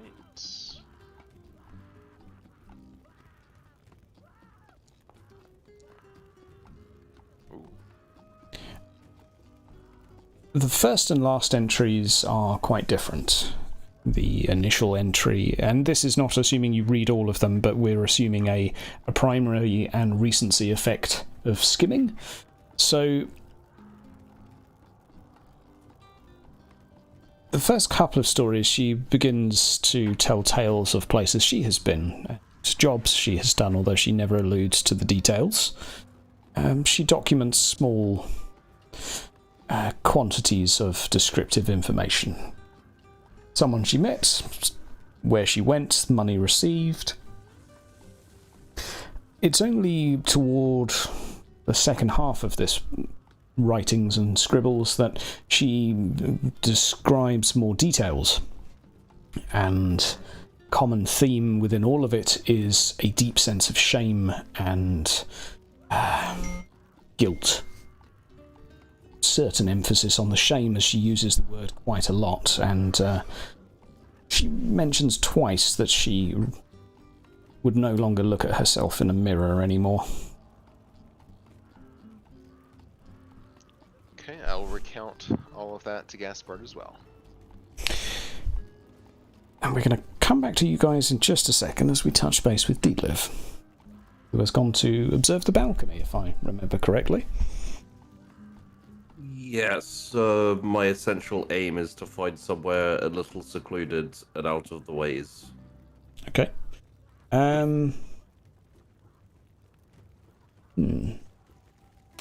I would say certainly the most secluded you've seen thus far is the wine cellar. If you're looking for somewhere, or outside, perhaps.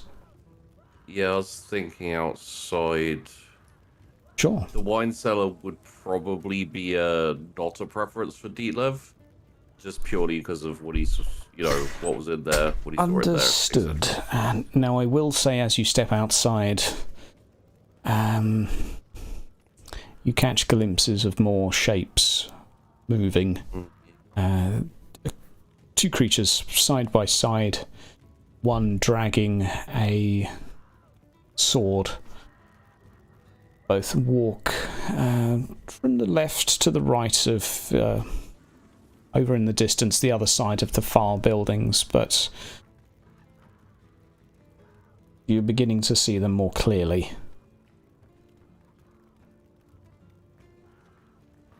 Okay. So, what would you like to do? So, I am going to, as I said, just somewhere out of the way a little ways, not too far away or anything like that. Yep. I'm going to. Not sure how well this is going to go. Well, give it a try. Could it be assumed that I have a candle on me, for example? Yes. Maybe, some skulls, some... Absolutely. Within your pouch, many supplies are to be found.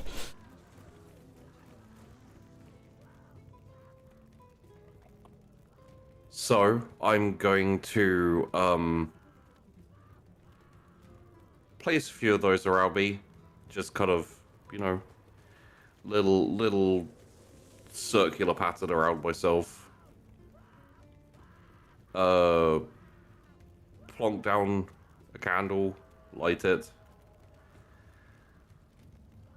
I'm gonna sit down in the middle of all that clutter. Mm-hmm. And I'm going to... How's things looking? I mean, I imagine we're like 50 or so %. Yeah, that's a pretty good assessment. There's been a few conversations inside, and best guess is probably less than an hour. Okay. I will spend 10 minutes just sitting there and concentrating and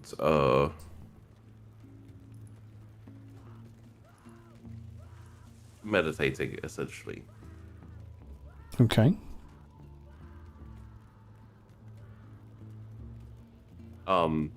If the others are doing things, like we could come back to me and come back to Dietlev in a moment. I think that may well be a very good idea. Yeah. Is there anything Dietlev is communing with or reflecting on, or should we? He's about to reach out. Okay. Okay. Well. Yeah. We will indeed return to that in a moment. Then, Gaspard and Dagmar, back to you. What next? Well, the shame I could not find the draw of the other fellow. I don't think Otto's got nothing to do with this. He's, I mean, could you imagine that fella trying to commune with demons? He's scared of his own shadow. Yeah, but he could be an act. I don't know. I don't think so. Well, let's just go on what we got, knowing what we know. You think there's any more we can glean from Alessandro, or should we talk to Marguerite, or what are you thinking? I perhaps Let's see what Dietlef makes of these diaries. Yeah, I suppose damn wizard might have some input. It's a bit shame that when we got here he wasn't already here. It'd been a lot easy to point fingers at him. He's all kinds of suspecto. Well, indeed, but from his point of view, perhaps so are we. Ain't nothing suspecto about the two of us. Well, fine. Let's check in with him. Come on. A quick view of the interior reveals that he's not here anymore. Where'd he go? That is suspetto. Slippery bastard. Well, let's.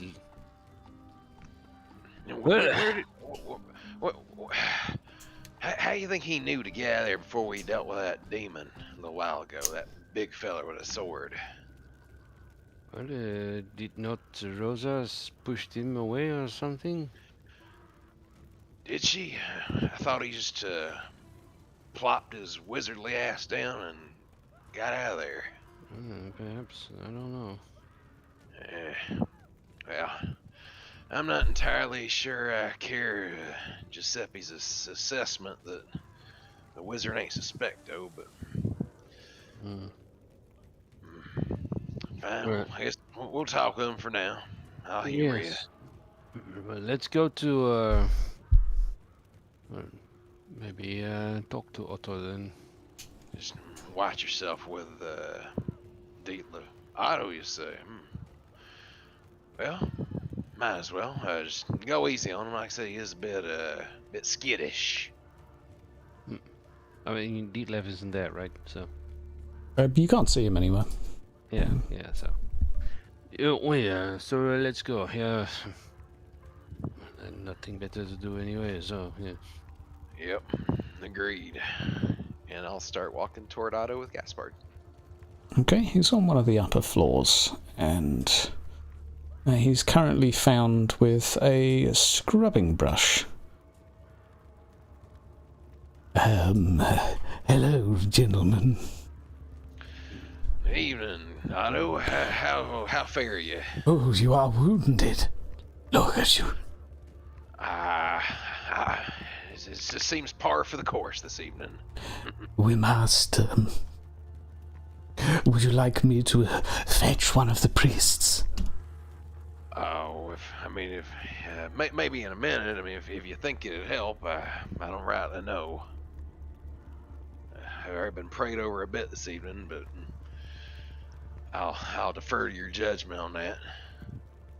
Oh, well,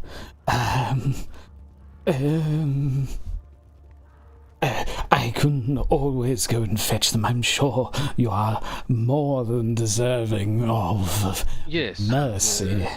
Maybe do that later, because we have some questions for you now. Oh, well, I am rather knowledgeable about a variety of subjects. Yes. How long have you been here? Of all of the people here, who's been here the longest? Oh, I believe Alessandro was here the longest, and followed by Marguerite, and I will profess I have not inquired regarding their the length of service, but Marguerite joined shortly after myself. Some months ago. Time travels differently here in the montañas. But only months ago that you joined here? Yes. It was a solemn place for a lonely soul looking for somewhere to get mercy. Mercy for what?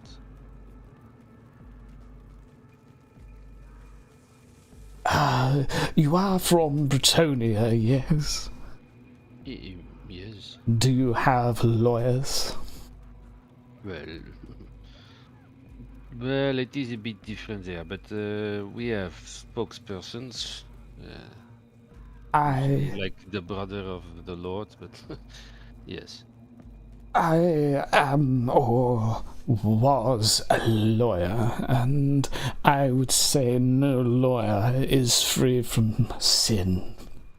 I found myself overwhelmed. I wish to repent. That is always good, yes. But tell me, I'm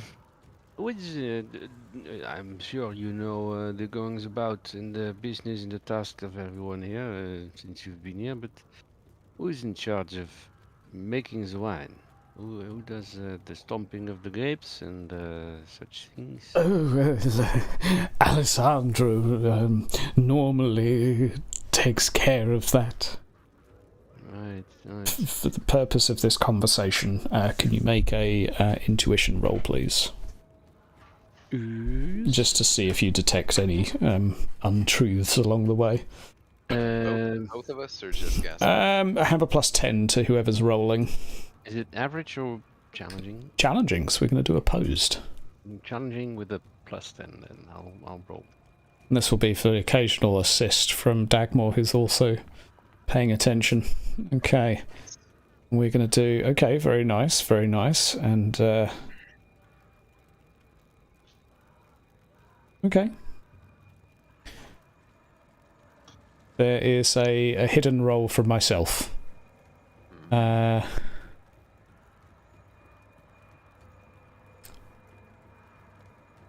He is telling the truth in that Alessandro normally deals with this.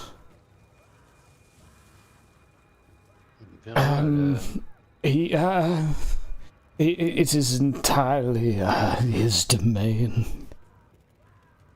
And, right. Gaspard, there is information being omitted. And now, Otto, look, you do understand that all kinds of, well, pardon the language, but all kinds of fucked up things are happening, right? Yes, the dark gods have decided to set their sights on us. Yes. So, if there's anything that can help us, I mean, we are investigating the matter, so perhaps, I mean, you can trust us, can't you not? So why are you keeping things from us? Could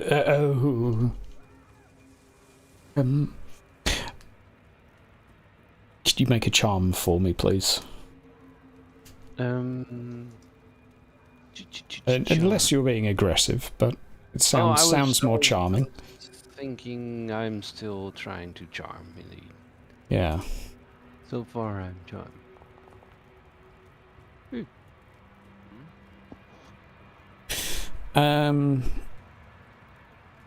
We'll do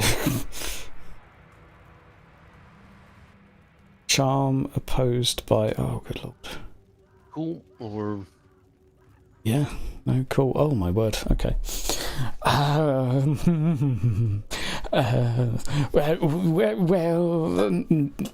I am sure the dark gods have perhaps preyed on us for sins that have been performed. sins such as what? What? Filmed here? He looks very nervous. So, and this is by his standards. Mm-hmm. Otto, what's got you so nervous? Oh, You know, we're gonna keep you safe. the thought of perishing and the demons. Look, and I will, come in and maybe wrap my arm around him and look. We have fought the demons, and if it is the demons you are afraid of, we will keep you safe. I mean, you did see Dagmod here, how magnificent he fought, did you not? Yes, he was of a visage magnificent. Yes, and I'm sure you heard that I was also fighting the demons. I mean, you were not there, but there were 2 of them, and I fought them. So you can trust us to keep you safe. So whatever you're afraid of, you do not have to fear it. So if there's anything you wish to tell, I mean, what sins are you speaking of? What sins have occurred here?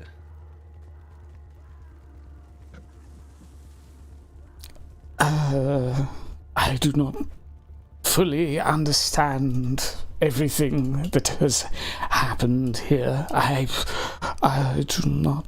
I have my theories that we are being punished for sins of our own, but perhaps the recent miracles of the sacrament have been attracting the darkness to us. Yes, but what makes you say so? I mean, what is what did Alessandro do? Or was it something Margareta did? Or No, it is simply, why else would the forces of such evil and depravity prey upon us, if not for recompense for our glorious miracles? Is anyone else around us right now? Oh, sorry, it's cut Nope. out. No, Okay, you're alone. Okay. Yeah, I'll look left and right, and I'll say, Otto, you say that you think that this place might be getting, having evil things brought to it, bringing you suffering for past sins. Well, I'll have you know this night that, Gaspard and I, we got brought here, we ain't rightly sure how we got here so quick. If you recall, when we first got here, we acted a little surprised when you said, you know, that, well, the time kind of wasn't lining up. We thought it was a different date and what have you. We got brought here directly from some other place. Don't know how, but we think we might be brought here to save y'all. Like a scared child, he just nods, with his head sort of twitching. So as much bad things you thinks are going on, something good's happening too. I reckon we're here to put a stop to it, and you're gonna have to trust us and tell us what's going on, even if it's a odd theory. We ain't gonna mind. We just want to know so we can use the information and try to resolve this situation, get y'all through the night safely. You hear? He just sort of quivers and nods again. And tell us your theory, please. But I have the miracles performed have attracted the devil. yeah, but why do you say that? I mean, who performed the miracles? It is the priests and, of course, the Sacramento. Yes. I lean into Gaspard and softly mutter, I think we can trust him. Gaspard is rubbing his forehead. He's always talking in circles. He's just scared. Well, yeah, Otto. I will say you can trust me. I am reformed. Sure. I mean, who performed the miracle? And do not say the priests. I mean, put a name to the question, please. Shalia. Which priest did the praying? Both of them. They pray for the sacrament and they pray by our bedsides and Where did they pray, by the way? outside of the wine cellar. Outside the wine cellar? But Or what is so special inside. about that? What is so special about that place? Well, it is where they keep the sacramento. Yes, but why is it just such a weird place? Why don't you take, like, this is a nice room, you can take the wine here and then pray here. It is pardon me for speculating, but I believe it is a cooler ambiance than the rest of the room here. Better for maturing the wines, perhaps, and of course one can lock it safely from the guests with sticky fingers. I kind of scratch the back of my head, looking away. I myself have never partaked in the ritual. I've found myself to not be worthy. Right, so, well, but one thing, why are you scrubbing anyway? What's going on with all the scrubbing? We are purifying the temple. Purify harder. But with what are you purifying it? Oh, the water under Alessandro's command. Is it just the water or is it the Sacramento? It is just the water. Oh, good. So he did not bless the wine. You are certain of the water. You are certain of it. Oh, no, the water is naturally blessed. One does not need to. It is why the temple was built here. Yes. Indeed. Now, yeah. Hydra can't portray everything with shaky thespian voices. There is still an air to your intuition roll, Gaspard, that something with what he said is not adding up, or something some small detail he's omitted, or let's just say that there's you feel sufficient reason to not trust what he said. Not of overt lies, but perhaps of omission.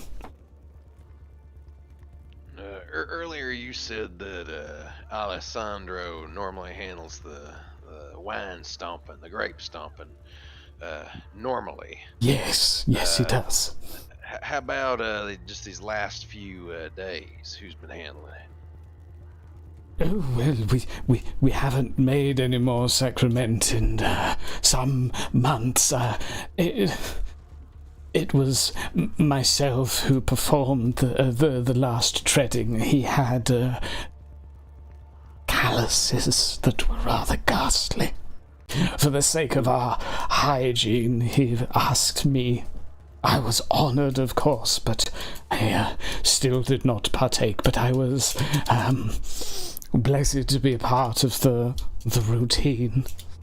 So you did stomp the wine, or you did not stomp the wine? I did. Okay, and was there any particular thing you needed to say or do? No, just stomping. I'm going to ask for one more intuition test, just for the second part of this conversation, Gaspard. Challenging again. Intuition. This is for yep, fuck it. He's still omitting something specifically here. In this part? In this very subject material, he is clearly... His eyes start searching around the room as if he's looking for a lie. No, Otto. Yes? I am not so happy. You see,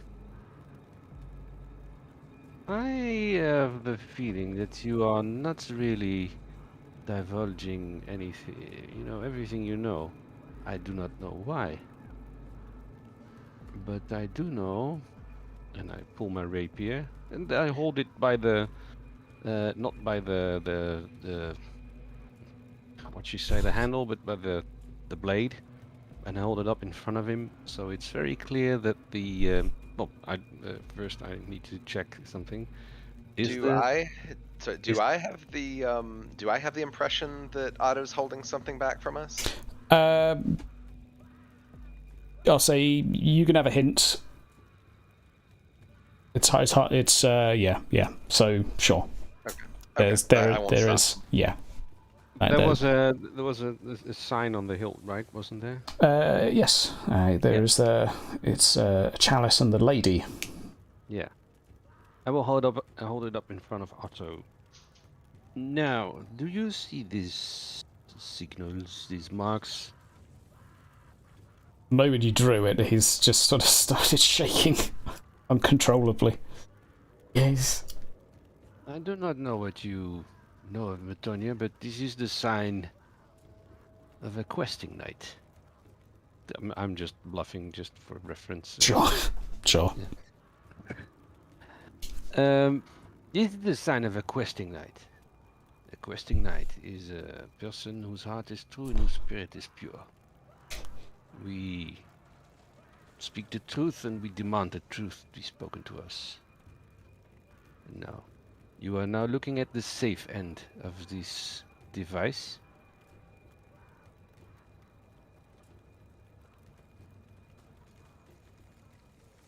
Have you got anything else to add to the conversation? His lips both quiver for a moment before he drops to his knees, hands clawing at your boots in a grovelling manner. His face instantly bursts into that of sort of a crying child. Please, mercy, mercy. I thought it was Sigmar. And we're going to take a 5-minute break.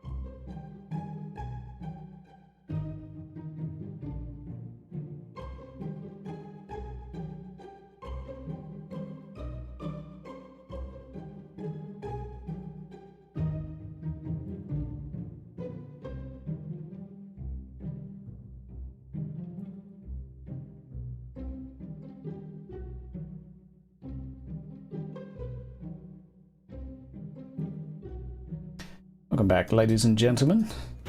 We return to a grovelling Otto at the feet of Gaspard, who's holding a rapier in hand. The last words muttered by Otto I shall repeat. I thought it was Sigmar. You thought it was Sigmar? You thought what was Sigmar? He looks up at you in a moment, the sort of tears going down the side of his cheeks, sort of red-faced in a sheer panic. I was picking grapes and I heard him. A loud, booming voice. He was behind me and I felt unworthy, so I placed my head on the ground, my hands like thus. He basically goes down into the prayer pose. And he made me an offering of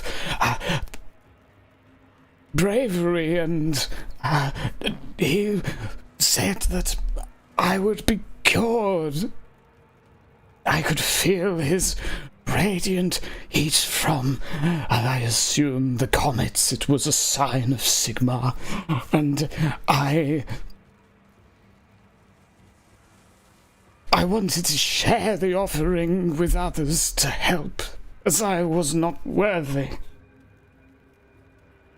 You say cured? Cured of what? He doesn't really know.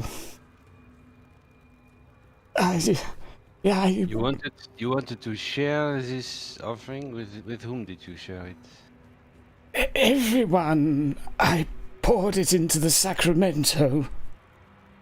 Oh, he gave you something? A vial. I assumed it was the holiest of blood from the Lord. It is the opposite. Have I done something wrong? No, my friend. You have Not in telling us this, you have done exactly the right thing.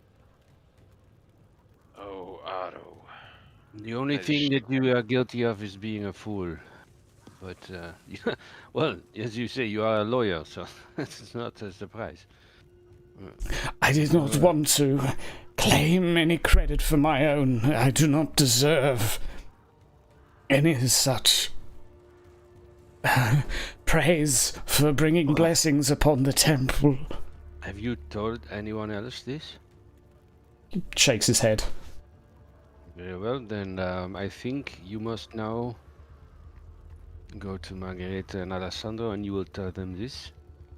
I'm sure they will know something to do, and meanwhile we, Gaspard, Dagmar, I think we will deal with the tainted barrel. I reckon we'll have to. Otto, if you need anything, of course, let us know. And if you see any demons, run. And remember, just go to Alessandro and Margaret and tell them everything. And I'm sure they will show mercy to you. If they appear they ain't gonna, for some reason, tell them that I'd like a word with them first. Mercy. From the window of where you are, you can actually see the two priests outside in the courtyard. Otto can... You can hear them from here, that you have open windows, so Otto begins to go down the front steps into the courtyard to greet them. Let's go with him because well, the wine cellar is there as well. Yep. Let's go. I'll start walking. You head to the courtyard. Yep. Otto approaches the two of them as they are discussing, and they're initially quite dismissive of him. It takes several moments for him to get any attention at all. While they are talking, I will talk to Dagmar just a little bit. Sure. Before they start to get to the interesting bit, then I will be quiet. But and Dagmar, so he saw some kind of demon in the orchard. Apparently. Yes. So, what do you think? Is this demon still here? Is it one of these persons, or? You know about as much as I do. No clue. Sounds like it couldn't do things on its own. Needed him to pour the blood for it. So gave him the blood, had him pour it, and I reckon that's what's gave them their foothold into this this side of the page. Let's see. Oh, it seems that Otto is meeting with the priest. So let's see how this plays out. As a point of clarification, just because I don't want it to string into other theories that further deviate, he did say that the offering was for him. He wasn't ever instructed to give it to anyone else. Yeah. I just wanted to, from what Dagmore had just said, wanted to make sure that was clear, because it certainly was from the way his character had portrayed it. It was on his decision to share it with others, for he was not worthy. Anywho, do you say you're observing them converse for a moment? Yeah. Since we're there. Okay. So are you, say, top of the steps? Yep. Okay. The conversation starts quite slowly. It's frustratingly slow, in fact, for Otto to begin to say whatever he has to say. You see Alessandro's sort of fists clench a little bit and get frustrated. And moments later, Alessandro's just hugging him, joyously, with a very large grin on his face in doing so, and pats him on the back heartily. Marguerite does the same afterwards. Slightly more subdued in terms of expressions, but the two of them welcome him open arms, and well, we're going to return to that in just a second, because we have a Dietlev to touch base with. Yes. Mr. Dietlev, you have been preparing. That is a good word. Remind me again what the ritual looks like. Skulls, a candle in front of me. Nothing too... It's not something that Dietlev knows. Yeah. It's just essentially for his state of mind and for the look of things. Sure. And you focus. And he's going to say, it's not really... It's definitely not a spell. Yeah. It's not really a prayer. It's more just...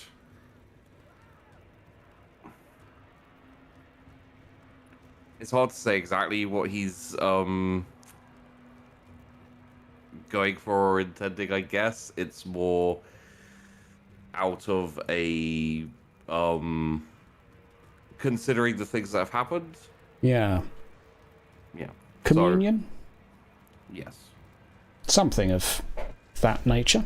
Okay. It's difficult to focus at first. You've had no shortage of time practicing clearing your mind, but you can now hear those sounds within hell growing louder and ever more present to your senses. So, just before it goes any further, Sure. I do have a little bit prepared for what he says. Certainly. Okay. He closes his eyes, picks up the candle in his hand, and says, "In this world, there is only one sure thing: the inevitability of death. Great God Moor, you preside over the realm of eternal night, calling mortal beings to you when the candles inevitably burn out. I'm not your servant, but I do your work. And I ask for your guidance. And then I blow the candle out. Okay. As you blow the candle out, it's as if that candle for a moment was illuminating the entire world. Just a curtain is just drawn over your eyes. It then sparks. Once again. Illuminating in front of you, mirroring your pose. A fortune teller, a priest of Moor, perhaps something else. They're in front of you. Smiling a crooked smile. I mirror the smile slightly. He looks at your arrangements of bits, and it, for the first time, it seems to give him a more genuine, more wholesome smile rather than the crooked or sarcastic type you seem to be seeing in the past.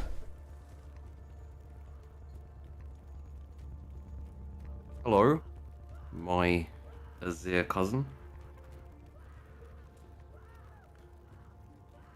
He begins to tap the sign on his chest with one finger. The other hand delicately waves a twitching finger wave toward you from the single yard away that he is.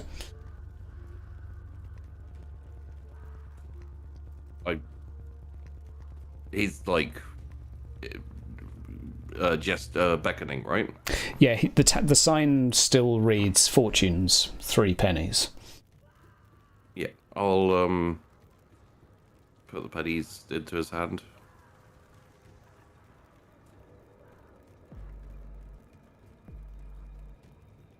He puts them into his side pocket, opening up his coat for a moment. As he does, you catch a glimpse of a hole where his heart is, at least in his clothing and apparel. It's difficult to see how far in that hole goes. He then leans down towards you, fingers steepled, and motions for your face to join his, let's say. I do. And again he smiles. No god has a realm entire of itself. One is joining with another, fed and contorted by them. He points back at the temple. As this temple is burned away, both realms will be altered. But not if a saint turns. But still, if the saint are to be slain. Your worship has changed. Some, and summoned the other. Therefore I tell thee, thou should pray for whom the bell tolls. Places his finger just on your chest. Pray it tolls for thee.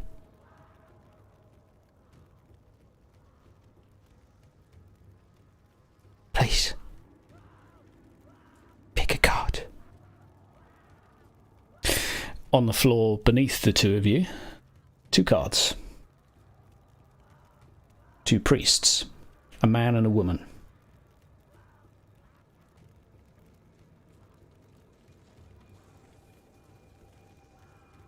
Take the man. And as I do, I say, corruption is subtle, cousin.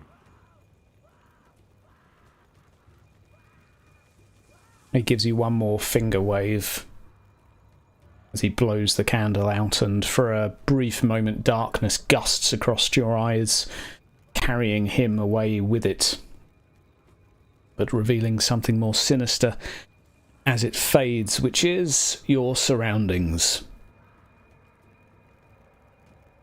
Fire everywhere. Du-du-du. Indeed. It is difficult right now to ascertain where you are. Are you in hell? Are you where you were? Or are you in both? Not in hell, but men have made it such. A good quote. Bear with me 1 second for an appropriate image and a small recap with the others. View of courtyard. I like... Ooh, where are you?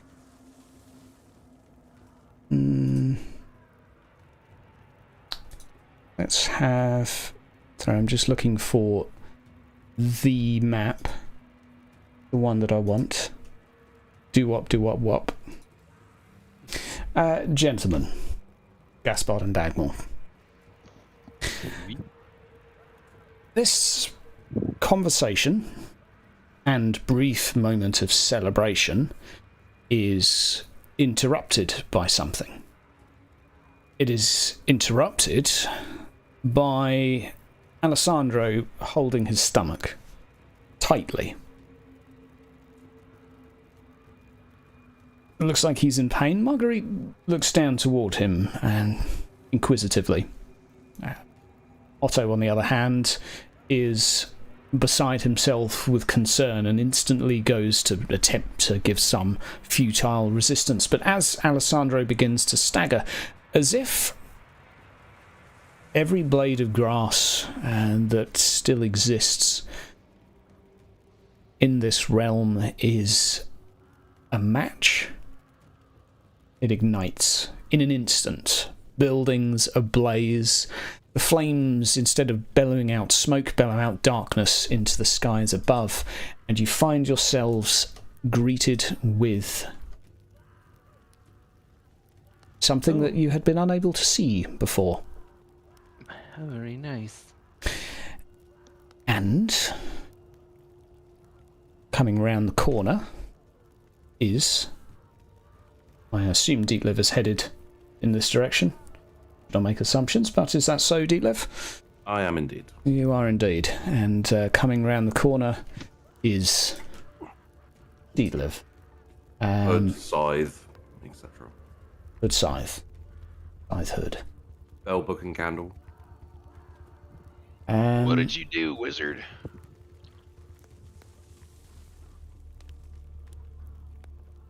Hello, Mr. Dagboard.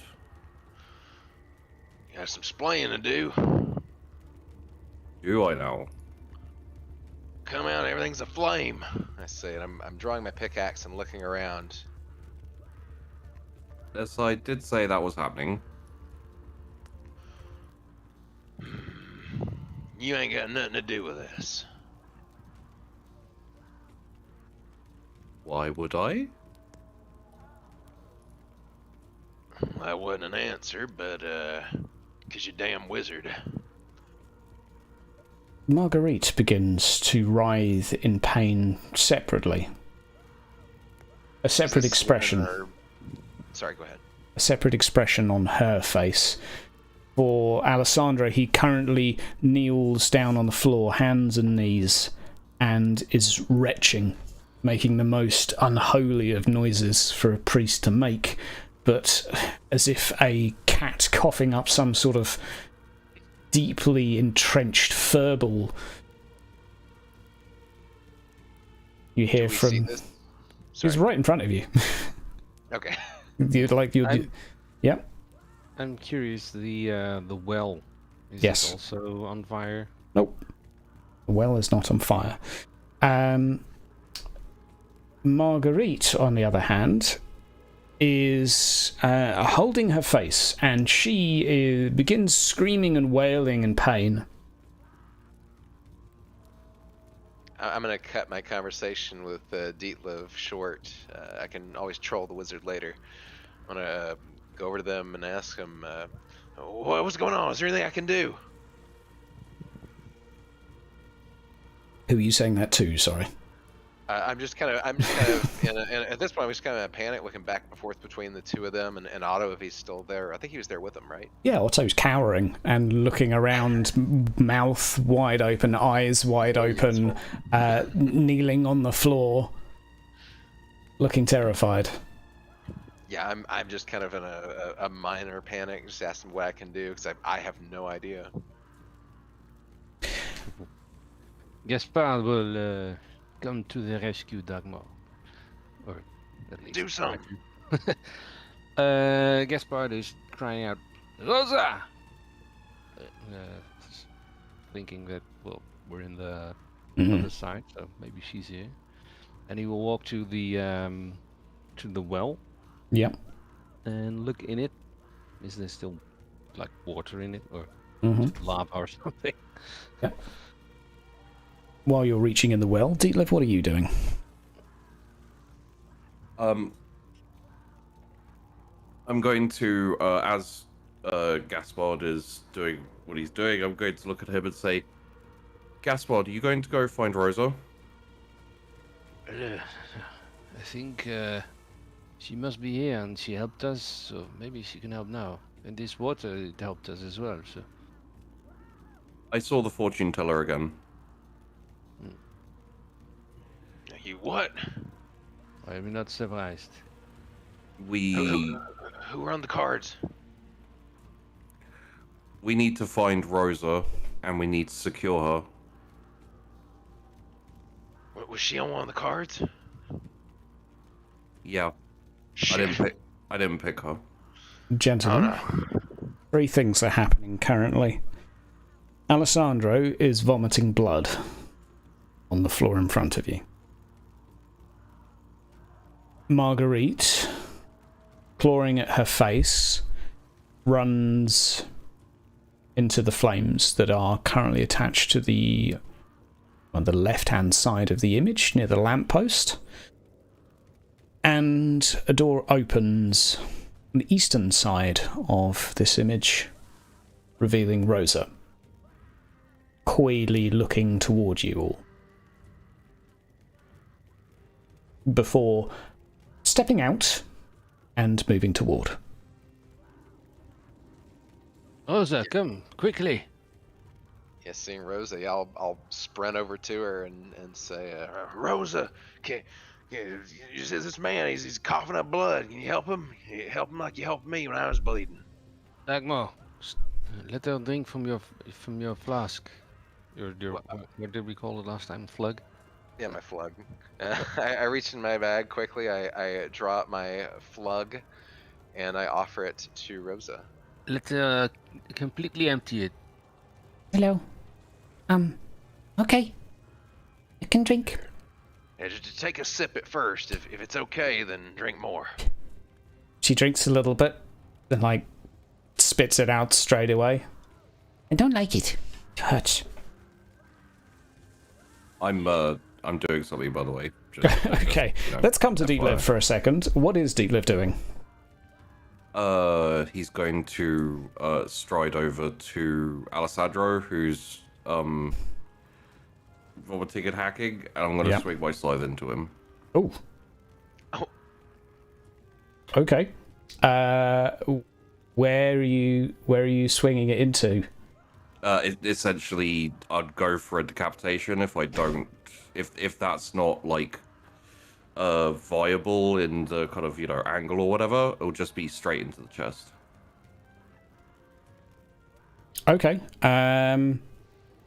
Yeah. Let's take a swing at this. Take a swing at his chest as his his head sort of tucked under a bit as he's vomiting. Yeah. Do I just I would say, and this would be notable to you, as you raise the scythe to swing it, you remember that tint of colour that you had seen on the necks of Dagmar and Gaspard? Yeah. That's on the floor in his vomit.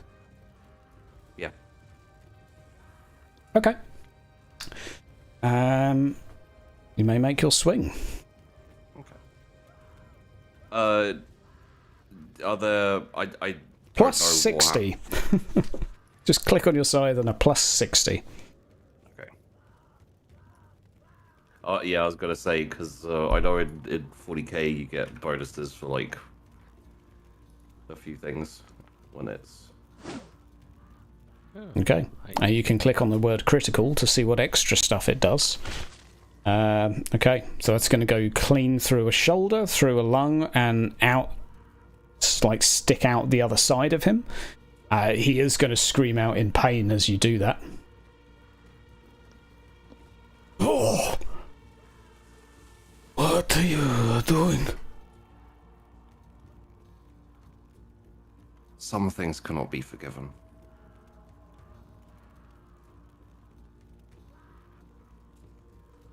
Do we hear this as well? You wouldn't hear me say that unless you were pretty close. You would hear him scream and ask what the fuck. Okay. And Hydra, does it sound different than all the choking and sounds he was making before? Yes, and the man looks terrified as he looks up towards Dietlef. Okay. Yeah, I'll turn from Rosa, just kind of doing like a double take as I see the scythe come, sorry, as I hear the scream and see what's going on. Dietlef, what are you doing? The only right thing. And Gaspard will walk up and draw his blade and just run him through. Seeing that there's no time for me to intervene, I'm going to step between them and Rosa so that she can't see it happen. No. Okay, we'll come to that in a second. Anything else? As Gaspard is walking towards Alessandro, Dietlef's gonna say,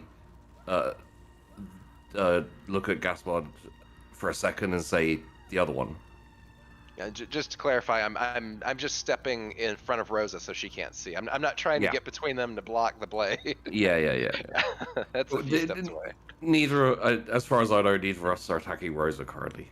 I'm just making sure she can't see a man get murdered in front of her.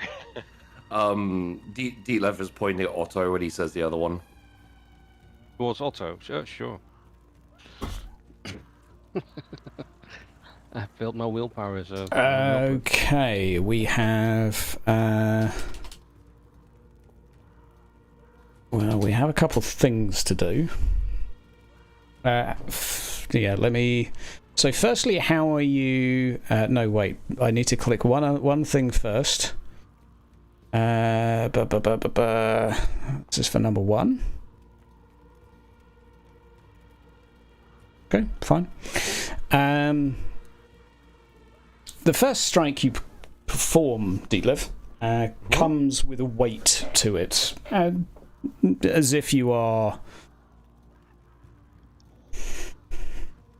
not made of lead, but fatigued in an instant. It begins to feel like you're moving through treacle or oil as you go to raise your scythe again. May continue, you're not being held back. I do. Okay. And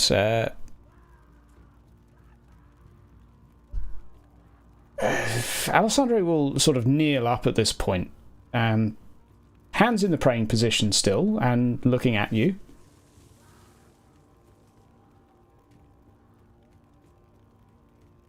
I hope can be forgiven. By Shalia, at least. And do you go for the decapitate? Yeah, I say, I forgive you, and then I cut his head off. Okay. His head comes clean off. There is surprisingly little blood squirting around as his body topples limp to the floor, and his head rolls a yard away. As you do so,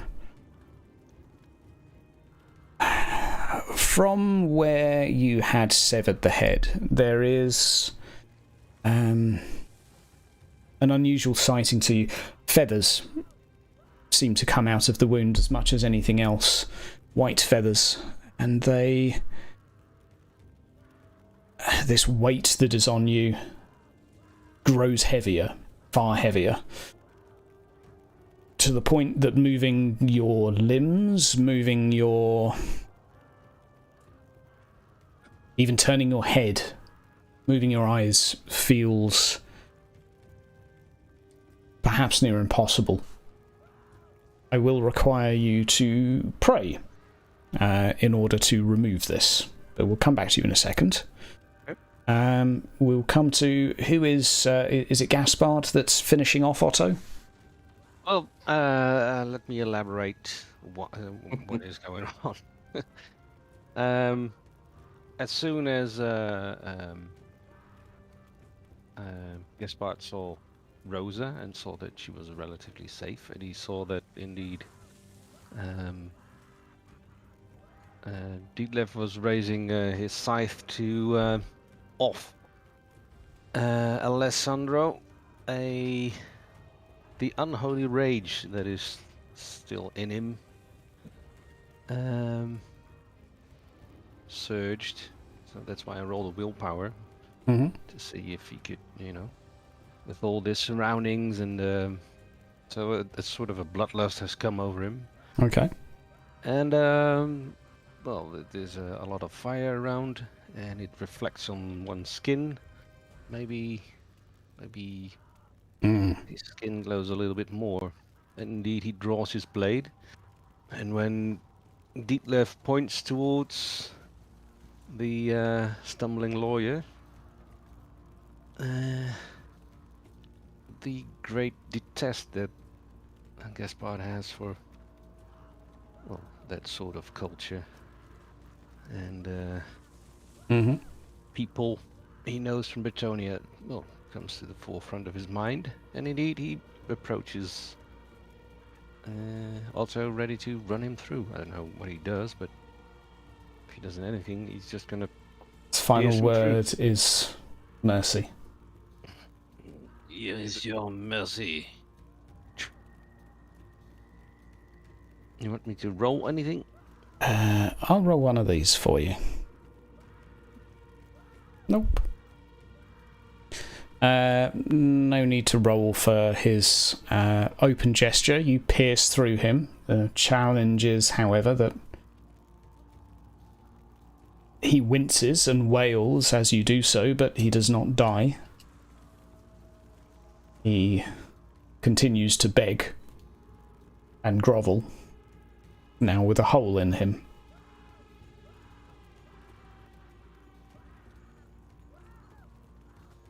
Was it a killing shot? I'm assuming it was a lunge through the heart or something, as it's a rapier. Yeah, just a run through. Yeah, it's straight clean through the chest. He continues to beg.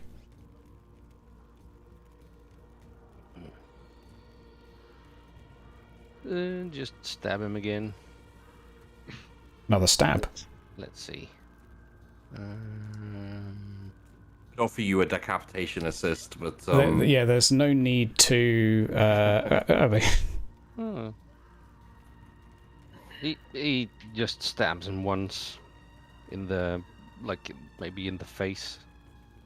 Okay. through the eye. Through the eye? Yeah. You stab him through the eye. Yeah. Yeah, and while this is going on, I am taking Rosa by the hand and I'm trying to rush her up into the temple.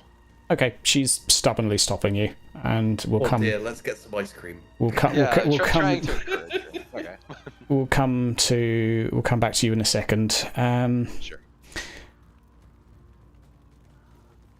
For a second, his face twitches. His jaw sort of quivers open and closed at an incredible pace before mercy. There's a voice from your side. Alessandro's head. Do not worry, Otto. Be brave. Shalia will have mercy on you. Did he say anything after have? Mercy on you. Okay. Sorry, you got Yeah, sorry. Discord's being one of those things today. Yeah. Slight sidetrack to all of this. First, we touched base with Dagmore. Rosa doesn't want to leave. We shouldn't go. We need the will. It ain't safe. These the people I came with they're acting strange. We need to get you away from them. We can't go away. We need water. Come on. She just goes to the well and starts pulling up a bucket. I'll go with her. I'm gonna draw my pickaxe. I'm just gonna kind of stand guard over her. In case the others come for her. So she just begins kind of like pulling and pulling and pulling. She's surprisingly strong for a little girl, but not inhumanly so. If I see her having difficulty getting it, I'll make sure that the others aren't like within striking distance. Put my weapon down, start pulling up a bucket to help. So her. as she goes over to start doing so, she says, I think we need to get the bad stuff out of me. It's not very nice, and it makes me... She seems a little bit confused.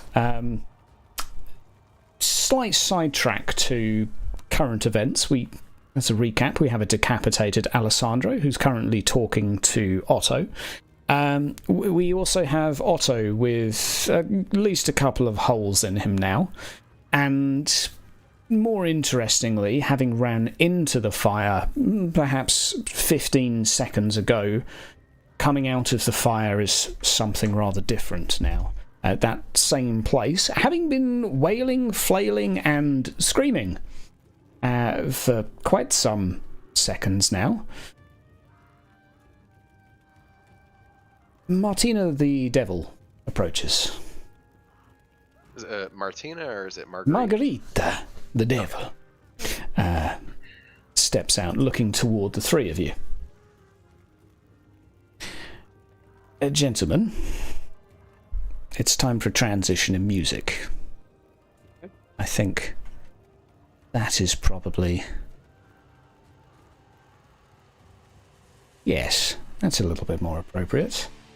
Gentlemen, I'm going to ask all three of you what you were doing. Well, I'm frenzied, so... I'm frozen. Yes. And I think I was pulling water out of the well. You are indeed. I'll go to generic token for a moment. Who would like to go first? There's no initiative. You're all going before the enemy does. So, Gaspard, you heard. What are you doing?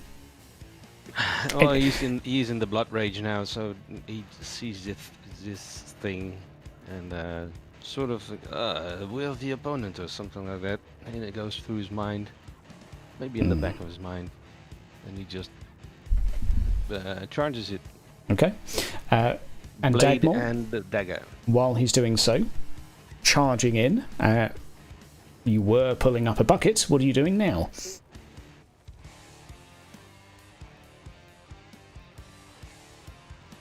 Have I finished pulling the bucket up? Halfway up. Okay, I'm gonna keep pulling it then. Is Okay. she coming directly at me? There's a Bretonian going straight at her, so let's not worry about that. I'll continue pulling the bucket up then. Rosa And- seems to know her shit. I will ask to do this as quickly as possible, I'll ask an easy strength roll from you, Dagmore.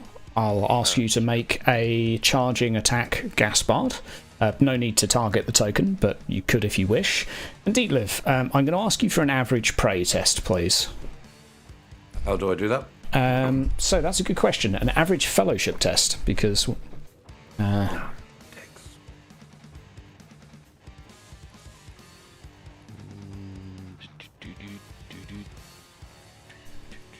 Oh wait. I will reroll that. That's not a bad one to reroll. Well then. Okay. And I will give you the option of a corruption reroll. In light of where you are, or I can tell you how it manifests, but let's say there is invitation and temptation to gain the strength to free yourself from this. Okay. Fair enough. Dagmar. Let's firstly go to... let me just adjust the volume a tiny bit.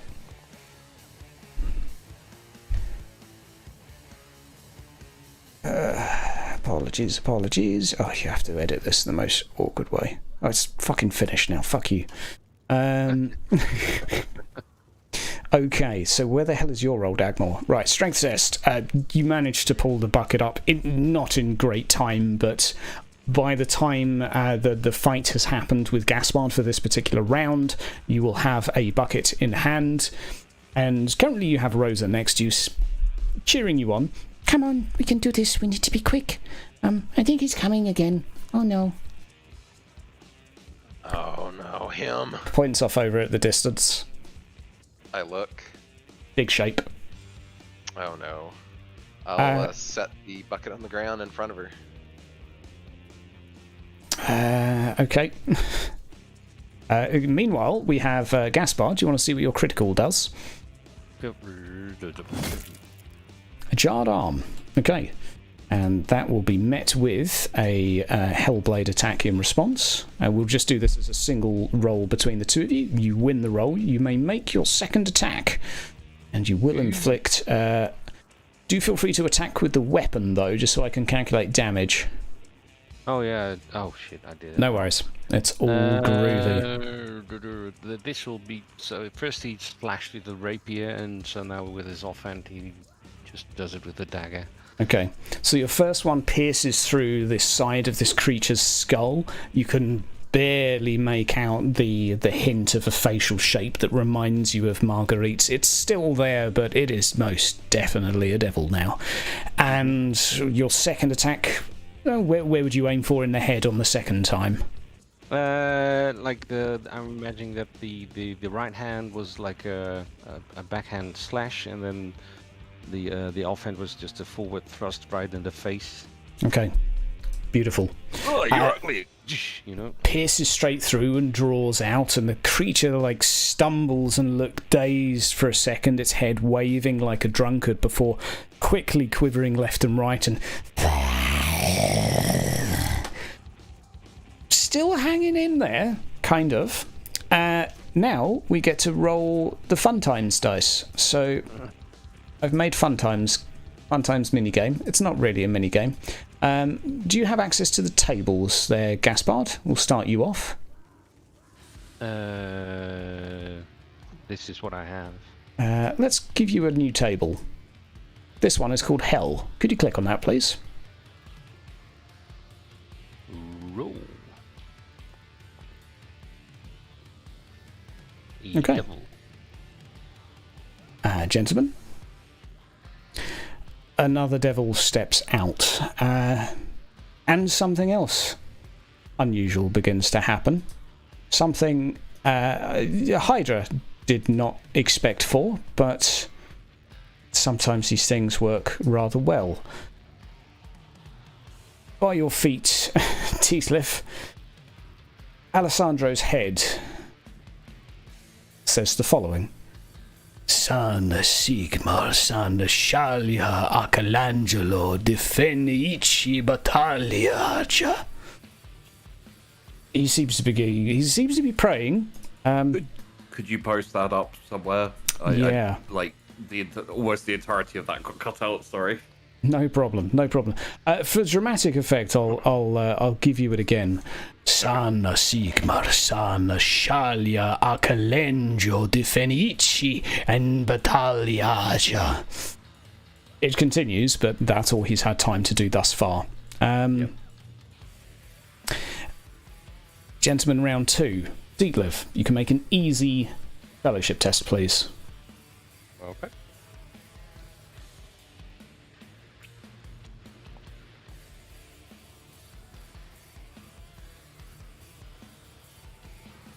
Technically, that's a success. It's a success. you contemplate and you feel yourself struggling against this, resisting it. His words, whatever he is saying, seems to have a positive effect on it, or at least you feel this weight gradually lift over the course of a few seconds, and you are free. I will say, let's give you like a half action as such. So what would you like to do with the remainder of your freedom? So,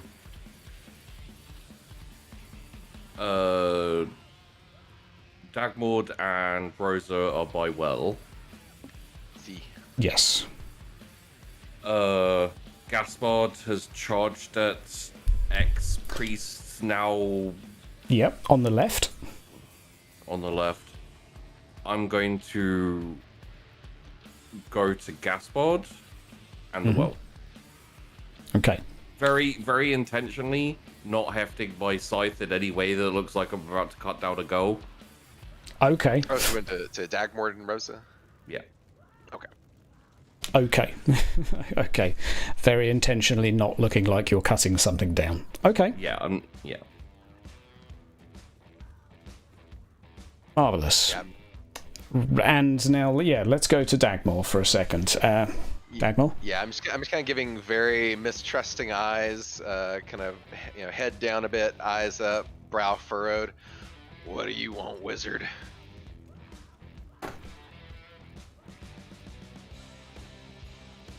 I was kind of put like an arm around Rosa's shoulders to kind of guarding her. Not to kill her. Do we need to make a roll for this? Do you want to auto-pass it, both of you, to save on that, or do you want to do rolls? What's to save on what now? I want to see if he's telling the truth. Yeah, oh, yes, yeah. I'll say Sheepy is the person that's making the comments. Do you want it to be... Do you want to put it down to rolls, or...? Yeah, like, it makes sense for Let's let Dice do something. So a charm test from you, Alessandro, and a intuition test, both challenging, from you, Dagmor. Should I do one too? Yes, so yours will be a charm for Dietlev. Dietlev, charm, and intuition, Alessandro. Not Alessandro, Dagmor. So many names. What's the difficulty on those? Challenging. And what was that, Dietlev? Could I suggest Sure. that it's down to... Because I'm not trying to convince him. Yep. I'm just stating something. I don't really care whether he believes me or not. Okay. So it like, in terms of like a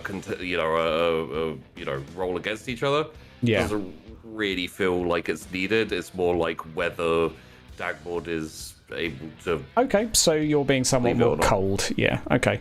Yeah. Okay, so let's have your roll, Dagmor. Okay, challenging, okay. Yeah, reading people is not too easy. Might give... Oh, dear. He's going to kill her. With a roll like that, he is a wizard. I've only got one reroll. I mean, corruption reroll? Yeah, I guess I'll do my only fortune point. Hold on. Okay. Yeah. Who needs those anyway, right? Yeah, exactly. Okay. You can pretty much tell where Dietlev's coming from with this. So I'll say with a +6, it's basically his ideal result. So Dietlev, is there anything he's going to pick up on this other than what you've said already? Just that essentially, as opposed to looking to kill her, Dietlev is looking... the best way is essentially he walks close to, and then essentially just turns around and faces the devils, as opposed to paying any attention to him or Rosa. So yeah. Okay, yeah. And my body language is pretty evident that I'm not looking for a fight right now with Dietlev, assuming that he's not going to hurt the girl. Okay, I'll assume a certain degree of side eye from Dagmor just from dwarven paranoia. But at least a +6 makes you Bigger pretty. problems right now, though. Yeah, indeed. Literally. 2 points of interest as well here before we come to Gaspard and his flailing. We have 1. Rosa places her hands on her tummy. I don't feel so good. Think I'm going to be sick. Bleh. Bleh. And this is to the tune of to the tune of Alessandro's head that is probably in the bottom left corner of the screen currently, just slightly out of view behind the stairs, shouting further prayers in your direction, which goes as follows. Scilla nostra protezione contro la magnoletta e in seo de diavolo. Shouting at the top of his lungs. Odd, as he's detached from them. But hell. And finally, Gaspard. Oui, monsieur. You may make your flails, sir. Backhand thrust with the rapier. Yep, you've got yourself a fair bit of advantage now. And I've got crap bloodletters. So she's not got the hang of using her Hellblade yet. And this first attack goes, what does it do to finish her off? Probably as she's hissing and screaming, I will just thrust my rapier in her mouth straight through the back of the head. Okay. And for a second, she twitches and quivers. For a brief moment, the eyes look like they almost recognize you before the body just erupts into flame. Yeah, you have taught me well. Now die. Poetic. And you have a bit of an action left, so what are you doing in your frenzied state? Yeah, I rules dictate I have to charge the other one or make an attack of sorts. So. Yeah. Let's see. Is there anything I can throw from here? Piece of wood. Bits of wood and a plant pot on the outside of. I'll kick that. Okay. Looks like it's made of clay. I'm frenzied. Looks Sure. Like a thing. Sure. Looks like a thing I can kick and. Sure. Make an athletics. We're going to do an average athletics just to kick it first. A hammer and everything looks like a nail. Fair enough. Let's do that first and average athletics, please. That was a challenging, but no way. Yeah, I mean challenging's fine. Okay, yep. Decent kick. Should we do a ballistic skill just to see if it hits? Yep. Because that seems too easy otherwise. I will put you at a it's a pretty long kick and it's a plant pot, so I'm going to put you at a difficult. Yeah, a difficult ballistic skill just to see if you. Jesus Christ! Never in my entire life of playing Warhammer Fantasy Roleplay have I ever encountered or played a character like this. Such an OP character, yeah. Gaspard, so Slayer. And his skills aren't even that high. He's just insane. So he gives this plant pot the absolute boot. You're fairly sure you hear one of your own bones break within your foot, but you do not feel any pain from it whatsoever. This soars and sails straight towards the creature's face. You're breaking up. Fortunately, the chat can hear me. Yeah. Effectively, the plant pot is launched sailing towards the creature's face and just dips at the last moment, landing straight in the chest. I'm going to make it roll an endurance roll to not be stunned for the following round. So let's see how you hold on there, dear. Okay, it's going to stagger. It's going to be a disadvantage to do what it's about to do, which is to come and swipe its sword at you. But good kick.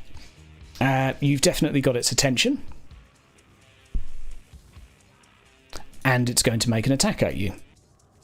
Yep. And we're going to go for a standard Hellblade again. Okay, 1 defense from you, please, Dagmar. I'm gonna do a step aside. That will be a negative 20 as well, so that's actually a 0 to beat.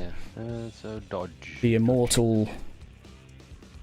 If I succeed in this dodge, I will step aside. I will not step aside. Okay, that is still a pass from them and still a fail from you, so that is going to be 8 points of damage to your right arm, ignoring armor and toughness. That means I am at a 0. Oh dear, is that a critical then? Are you on 0 on the dot, or? Yeah, exactly at 0. I had 8. Okay. Unless other things, but I started with 8. Oh no, sorry. We ignore the +2 from the SL. You're on 2 wounds. It's -6 wounds. Okay. -6 wounds. So, apologies, gentlemen. Who would like to roll on the magical table from hell? Should we just roll the other two? So on the bullet point tab in the top right, we have rollable tables. You can click that, click the word hell. It will bring up a table, and you just click the word roll. So Dagmar and Dietliv. That's. I don't see hell.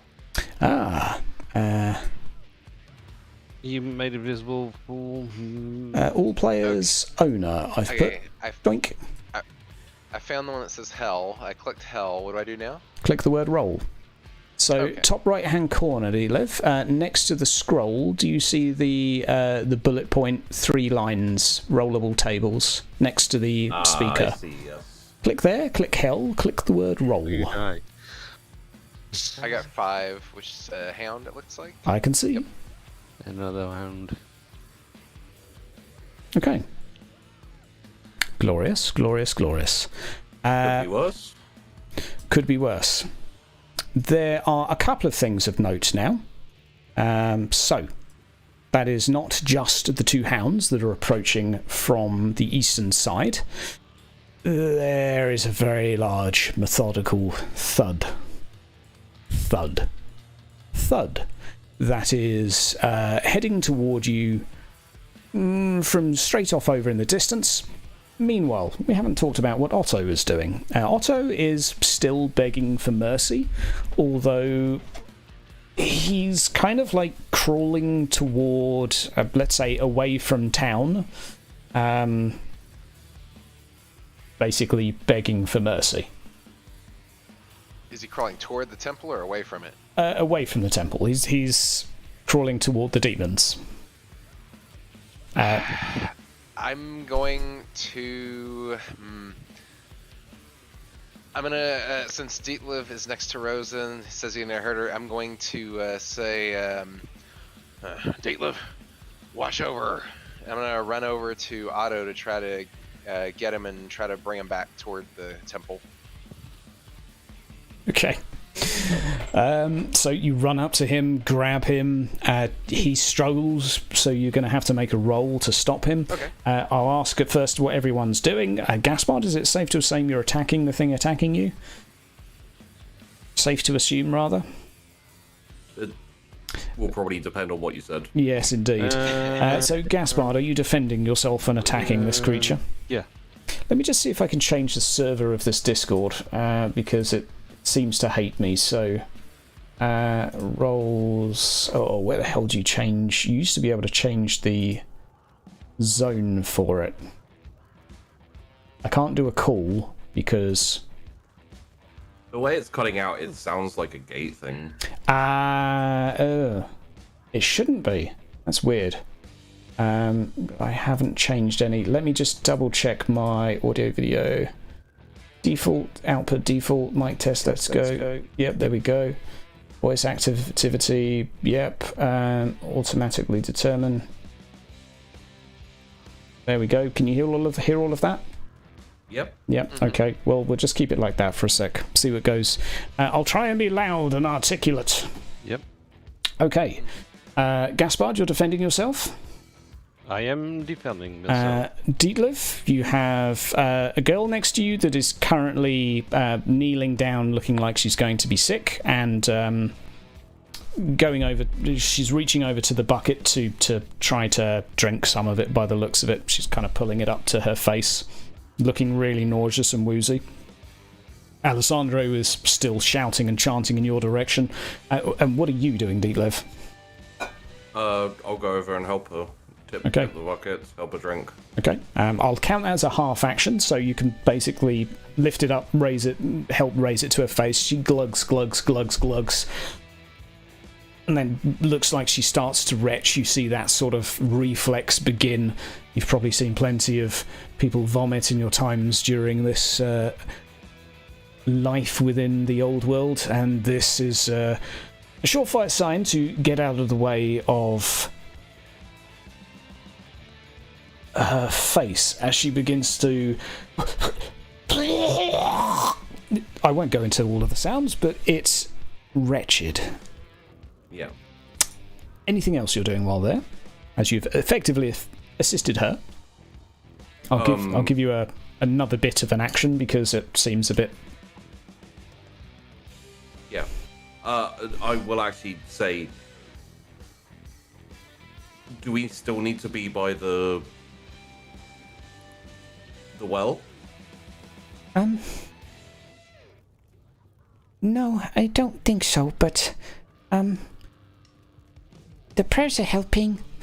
Points to Alessandro's head. Good. We can take him with us?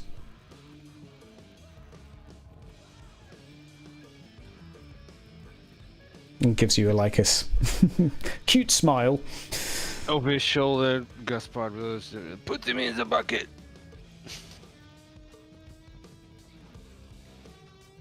Very well. I'm gonna go and pick up his head and his body. Yep. So I'll assume you go for the head first. Yeah.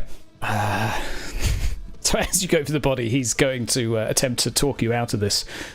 There is no need. I will not be returning from this.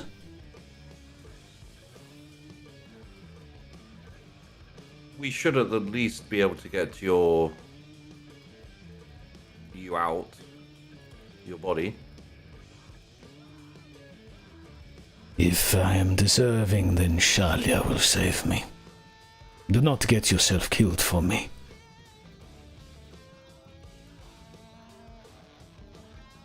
Very well, your choice. I take the head. Okay, and where do you begin to start heading with Rose and Alessandro's head? We should go up into the temple. Doors. Okay. Closed doors. Okay. Hopefully the other two will follow us. Okay, you go inside and... I go to the doors and Okay. see Rosa inside, and I also want to make sure that the others are coming with. Okay, we'll stop there because I think that'll be a bit... yeah, we'll come back to that in a second. For the next round. Alessandro is still chanting in between the minor conversation the entire time, and Rosa, while walking, is sort of staggering that like someone with flu. Let's go to... let's beat up Dagmar first. Dagmar, you have 0 wounds. Yep. You have 2 little doggies to deal with. What are you doing? Yeah, how far are they from... They are running towards you, and they have 4 legs. Okay, and where is Otto in relation to me and them? A yard behind you, as you've put yourself between them, and let's say you're still slightly further forward than the well, and you've dragged him back a little bit, but Yes, your action was effectively to save him and pull him back, wasn't it? Yeah, basically, I'm trying to get him and take him to the temple, whatever Okay, needs to happen. so you've got him. He is resisting, but you dragged him back to the well. So, sort of half movement here, given the fact you're trying to pull someone that's resisting you. He is a coward, but you do realise the inevitability of these creatures catching up with you. Okay. And they are going to leap at you. Okay. I guess I'll do it. Oh, sorry. Go ahead. How will you be responding to their... Let's see. I guess I'll try to defend with my pickaxe. You have +2 to beat. Okay.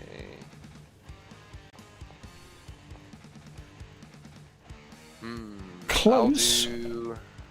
I'll do a corruption reroll? Okay. Yep. Yeah, may as well. So if I'm dead, Okay. it doesn't really matter. Let's have a corruption reroll.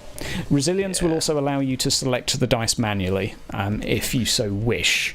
But corruption's a good option first. Yeah, I'll try corruption first. Let's try corruption reroll. A dark deal. There we go.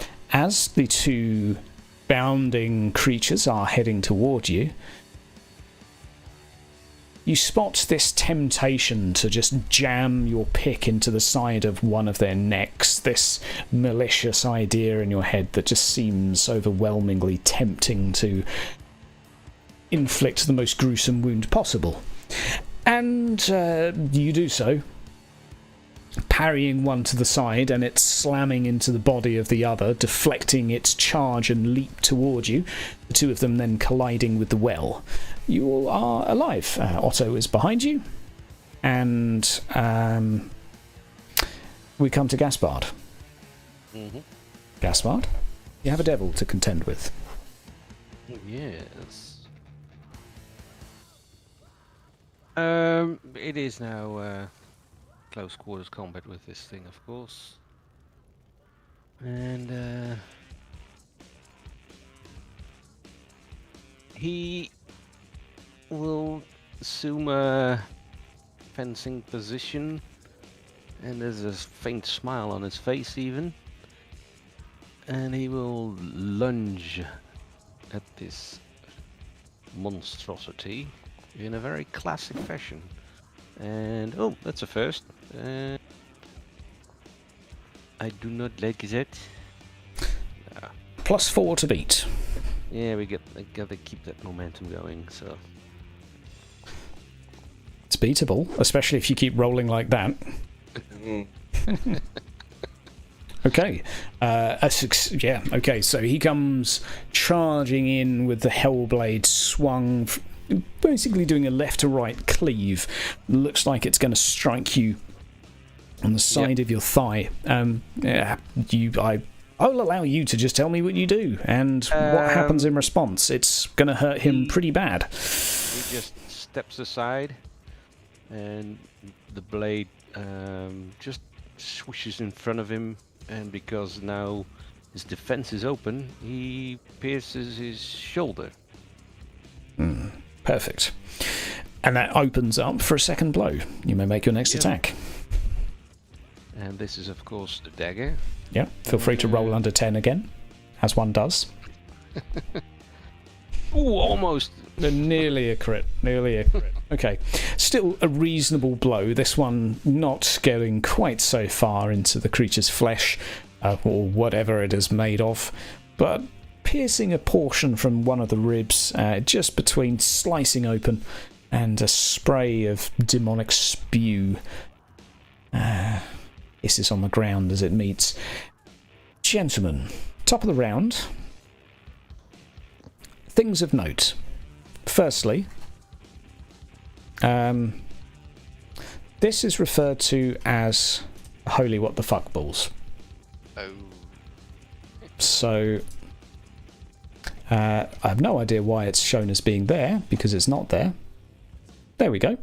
The large creature booms and bellows toward, and has one arm holding an incredibly large sword, the length of one of the buildings by your side. It looks like it's probably wielded in two hands, but right now its other hand is pointed as it marches forward to Otto, just behind you, Dagmar.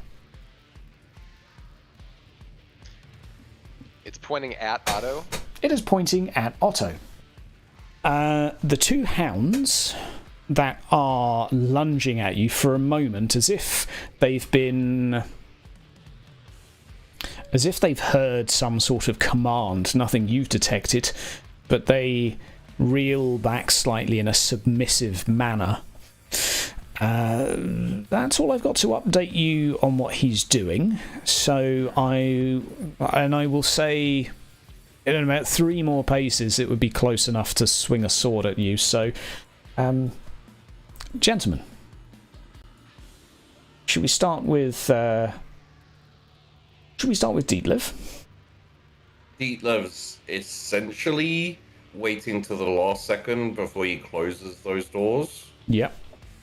So, essentially, I hold. You hold fast. The door. Yeah. Yep. Okay. Forgot about something. Never mind. Inside the door is Martina.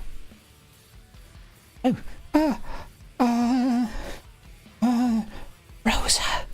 She gives Rosa a hug while terrified and looks at you and just kind of... Martina is clearly terrified out of her wits and kind of waiting for instruction from yourself, clearly. She's unable to process what to do in life right now, so she's kind of at your command. Fine. No more? None at all. None at all.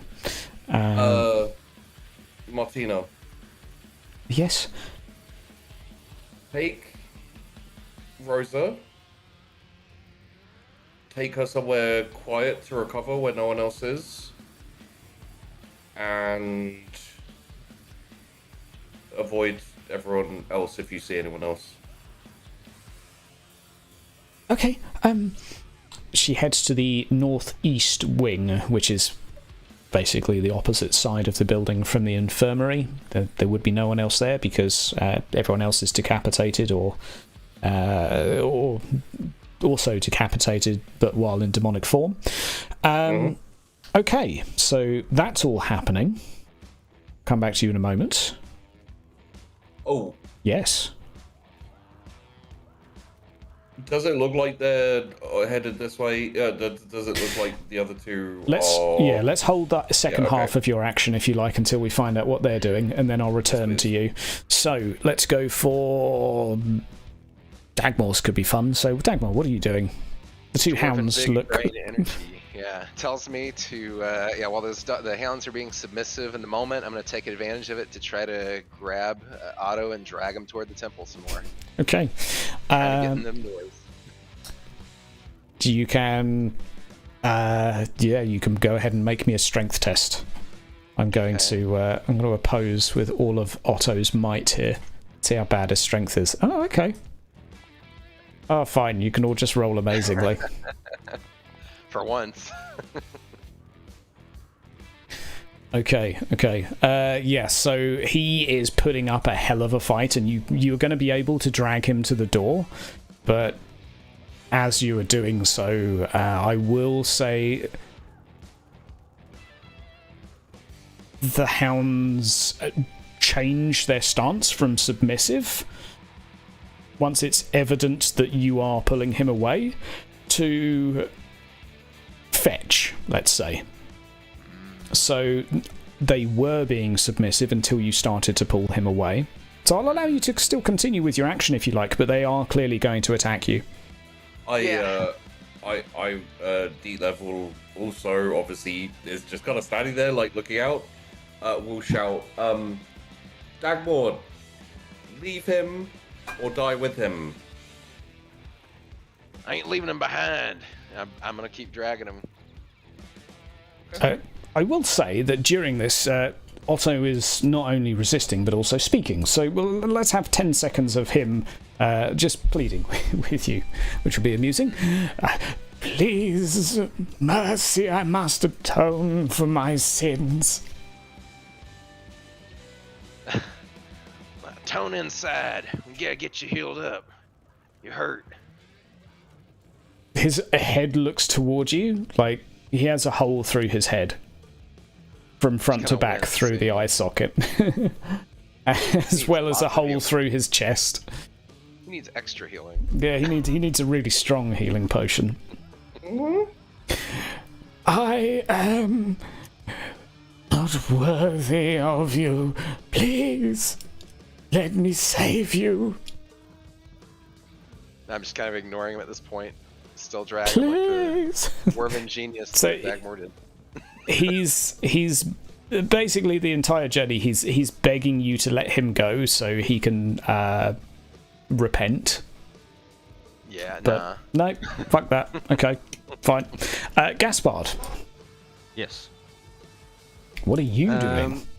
I am trying to.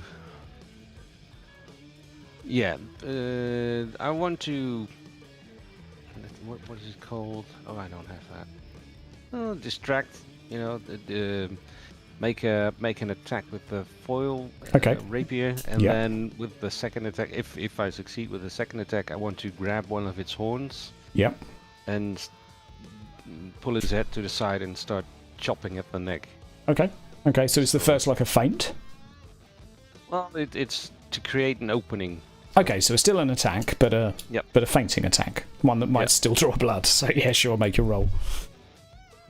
Feel free to roll ridiculously well again. Okay, pretty good, pretty good, pretty good. No, never mind. Blood letters suck, apparently. Who would have thought? I gave them really good stats, too. Anyway. Yeah, definitely successful hit, and you can make your follow-up, too. Yeah, so let's see if I can grab him. Yeah, mate, go ahead and make your roll.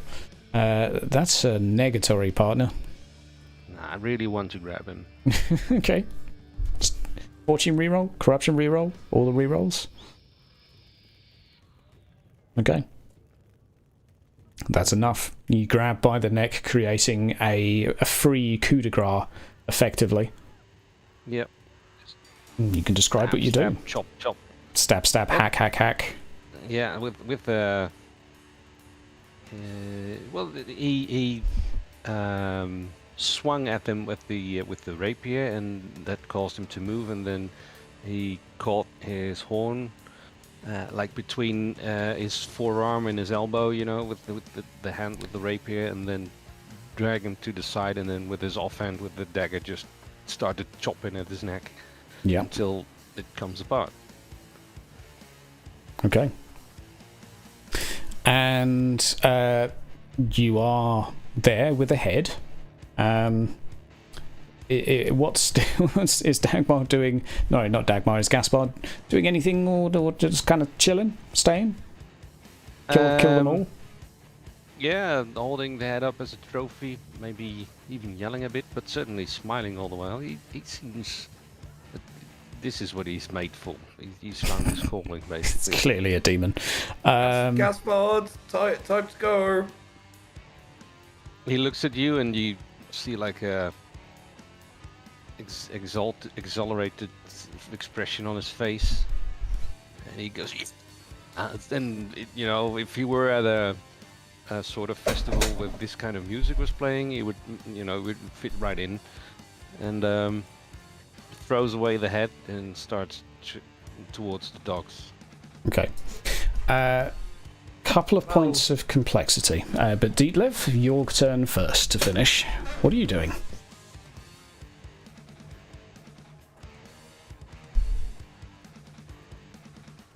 It's a good question. Your two teammates are idiots, so there are two answers to that question. Yeah. And it really depends. Where did Rosa get taken? To the north. As you're looking at on the map, it's on the left, so it's a northeast wing, or the upper east wing. It's just an empty floor, effectively.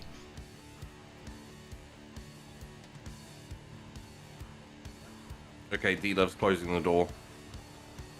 Okay. And he's going with them, and he's got to see them into a room that they can barricade, etc. Okay. You take them to the east wing. You barricade them. Are you barricading yourself in or barricading them in? I'm going to take them to the room. Yep. And I'm going to see them into the room and essentially say, recover here. When you're ready, get us out of here. Okay? It's, okay. As soon as possible. Also, as soon as you stop vomiting. She throws up another pool of blood next to you. Soon, hopefully. Something interesting, Deetliv. Yeah. Because I feel like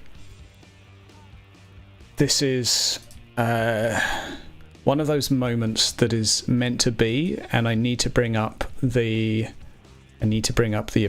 appropriate map for it, and it will be fine. Internal, outer. Why make 50 maps? Why do that? Just so you can't find them all. Okay. So you bar them in what is effectively the far door here, Deetliv. I don't bar them in. Oh, okay. Well, you allow them to bar. So you take them to the room, tell them to do so. I say what I do. I also leave Alessandro with them. Yes. And as you turn around, as they're making preparations, there stood opposite you is a red devil. Not you, sorry, him. Oh, yes. Sacramento. As it comes charging towards you. And yes, that dickhead. Suspecto. Suspecto, basically. We'll come back to Deetlev in a moment. We have... I'm not going to tell you how long you've got left to go. You just have to figure that out. I'm just loading the scene. It's got stuck loading. I'll load another one. And I'll load the original one again. Oh, don't make me play make-believe. Can I switch scenes? Fire. Yeah, it's actually... Oh no, I can't change scene because it's stuck. I might have to restart.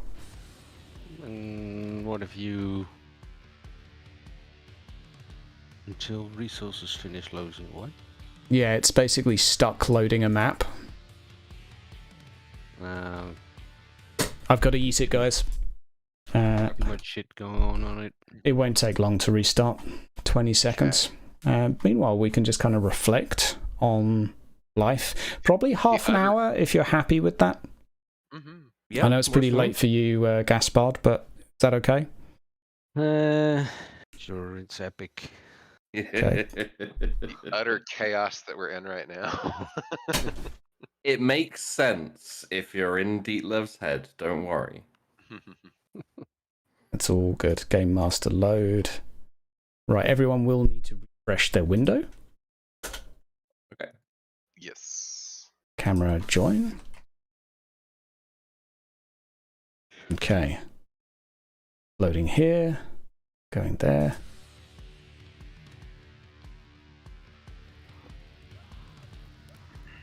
Magnifique. So, we're going to do... okay, we need to recap on... Oh, that's right. 2 dogs going for Dagmore first of all. So we'll start with them.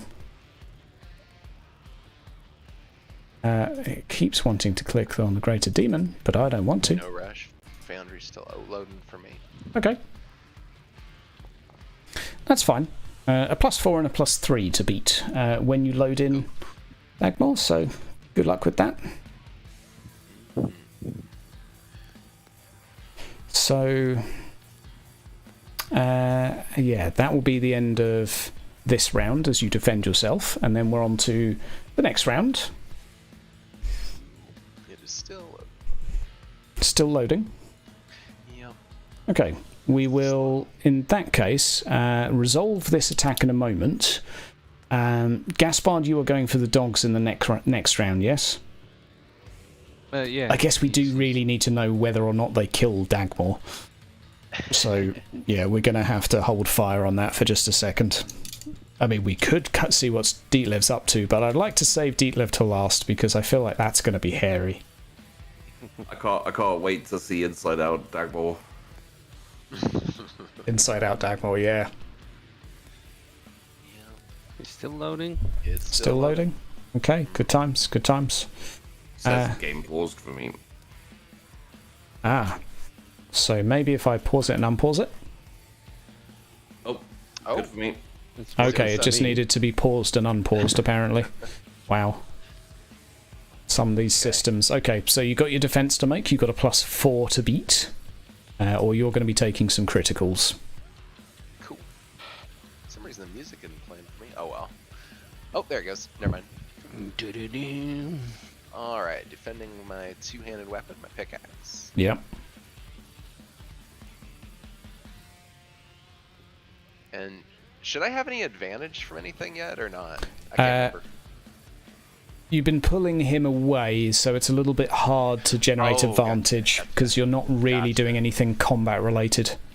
Gotcha. So, Cool. afraid not. Not bad, but nowhere near good enough. I guess I'll do a resolve. I think to do Resilience to roll a natural. Yeah, resilience. Okay, so you can roll a resilience. So basically, in between pulling him back, you drop him for a second, swing your pick just as they charge, just to impale both of them again. If you're rolling a resilience, you effectively just click on crit head twice for me, please. Okie doke. Okay. So one of the picks goes clean through the actual mandible of one of these creatures, basically just ripping it off as it does. The other one seems to be more concussed, but is basically collides its body with the well, slamming into it and then hitting the floor. These picks can pack some punch, as can a dwarf. And am I right in assuming you carry on dragging Otto? I do. Okay. We move to the next round in that case. I'm going to save Dietlev if that's okay. So I think what might be easier is to do a couple of rounds here, then a couple of rounds. Well, we'll see. Let's see what happens here first. So, Gaspard, what are you doing first? I believe you've dispatched with the devils. Oh, silly me. Can everyone please roll the hell table?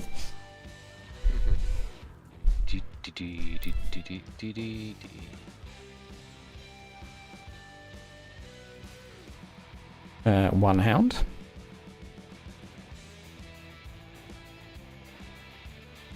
Oh. Another hound. What's a 9? Devil. Oh dear. Hound, a hound. I thought I rolled a 2. I did not. And a fresh devil. At least I didn't roll a 10. Okay. Well, it will be safe to say that a lot of these critters are completely mauled that were attacking. Good lord, this. I'm just going to move this demon out of the way because he is getting in the way of all of my clicks. Move him to the background. Yeah. Get out of there, demon. Closer than they appear. Okay. 2 at the front, incredibly damaged. Oh no, Fecker, you've hit them twice. 2 at the front, dead. But new devil has approached and 2 hounds. So that brings us back to Gaspard first. Let's start with that crazy Bretonian. I think I'll just roll a flip a coin.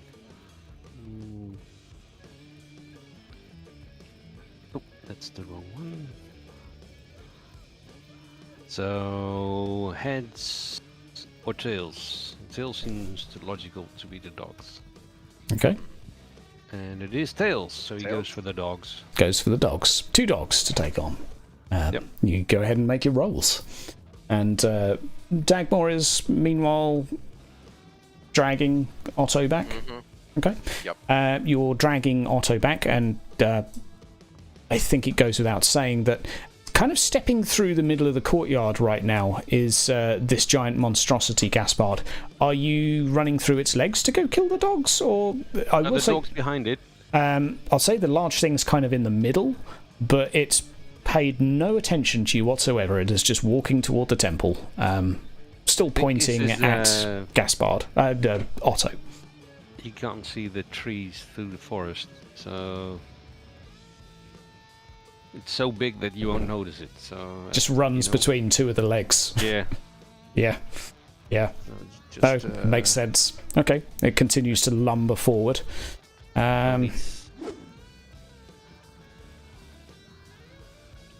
Okay. 1 decent swing. Let's have another. We'll hide you for a second.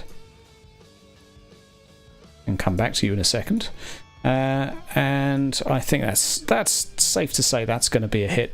Good lord, this token's hitbox is all over the place. I can't click on anything else, so apologies for fumbling. The hitbox isn't where the actual token is, anywhere near it. Anyway, a decent hit from the first. You can make your follow-up. Yeah, I'll kick the other one in the face. Okay, nice. Boot. Okay. And, well, let's see how he does. Okay. That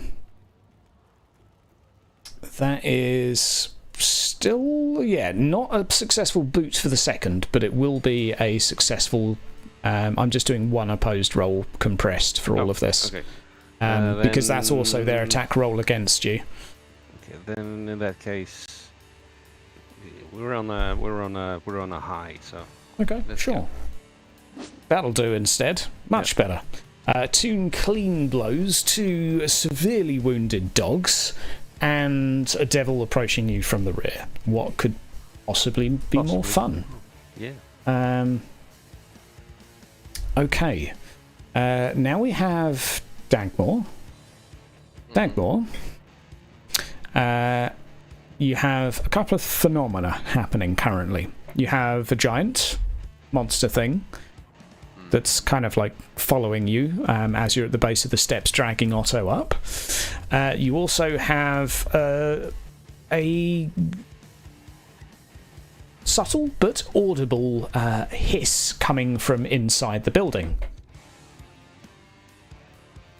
Sounds like there's a devil inside. Probably something Dietler's doing. Yeah, I'm going to... I'm going to keep dragging Otto up. You're not going to let him go. Okay. In that case, there's only one thing I will do to attempt to stop you. You can make 1 more strength test against Otto. And... Is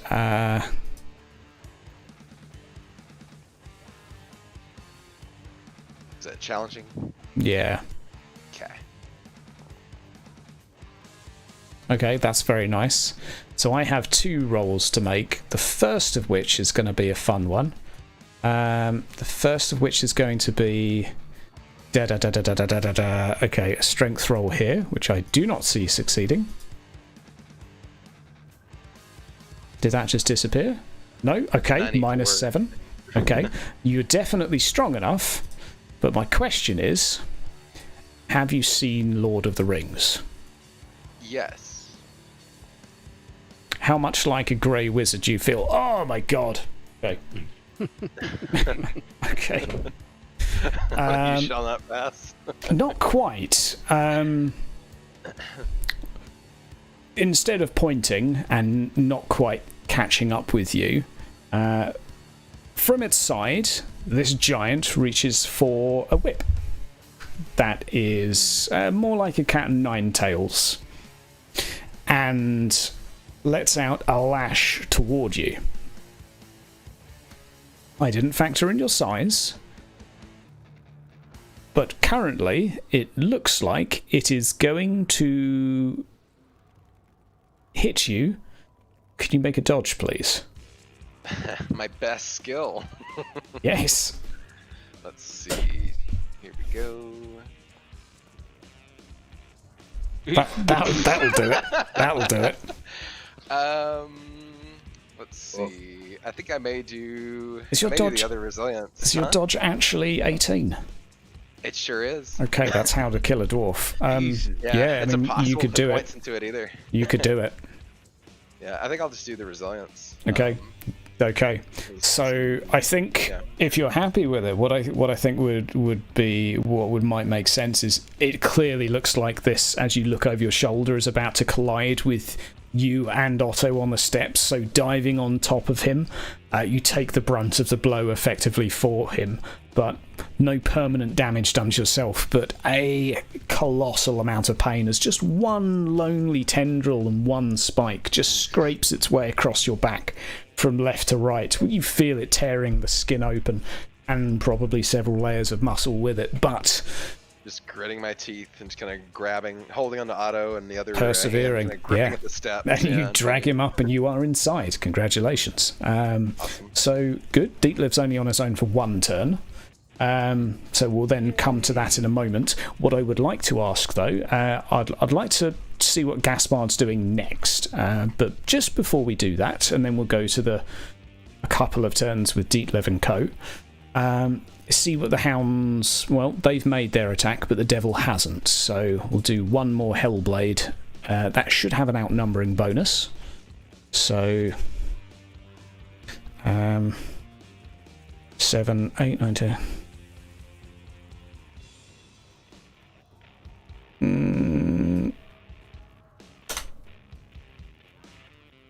Oh, okay. Let's just do that then. Won't let me edit the dice? Fine. Fuck you, Foundry. That's it's basically plus 4 SL Yeah. because of outnumbering. Plus 5 SL, sorry, with a charge. And he will dodge. Fuck it. I give up. So, how did you get out of the way of this creature flailing in and charging at you with a sword? Well, basically he hears him and he grabs one of the dogs by its head and like swings round, and the momentum flailing the dog in its way, and then he steps back and the thing moves past him. And that's my interpretation of the talent. That'll step do. Aside. That'll do indeed. Yeah. I was just going to say, my guess would be at this point with Gaspard, he's learned instant transmission from another planet. Yep. Sounds he can about just right. teleport everywhere, and he's working on Super Saiyan 3. We'll see it soon. Death Cult assassin in the making here. Very much. Perhaps the person that founded them. Yeah. Gaspard, let's do one more round while you're here. Yeah. So, you opposed with everyone, basically, so we're just all going to roll. I should give them more bonuses, so that's a plus 7. No, because I did step aside. That means I moved away and I'm now not engaged. Right, so, but this will be effectively a round with... Okay, so you can do your thing first, if that makes sense, but I was just doing a collective roll for everyone. Yeah, well, okay, yeah. Just to compress it all down to one thing. So if you're doing something else, let me know, and I'll modify their rolls. I'm thinking. Effectively, all of them are lunging at you right now. All 3 of them are going to just try and tear into you. And meanwhile, in the distance, this giant devil creature is just slamming and pounding on the roof of the temple.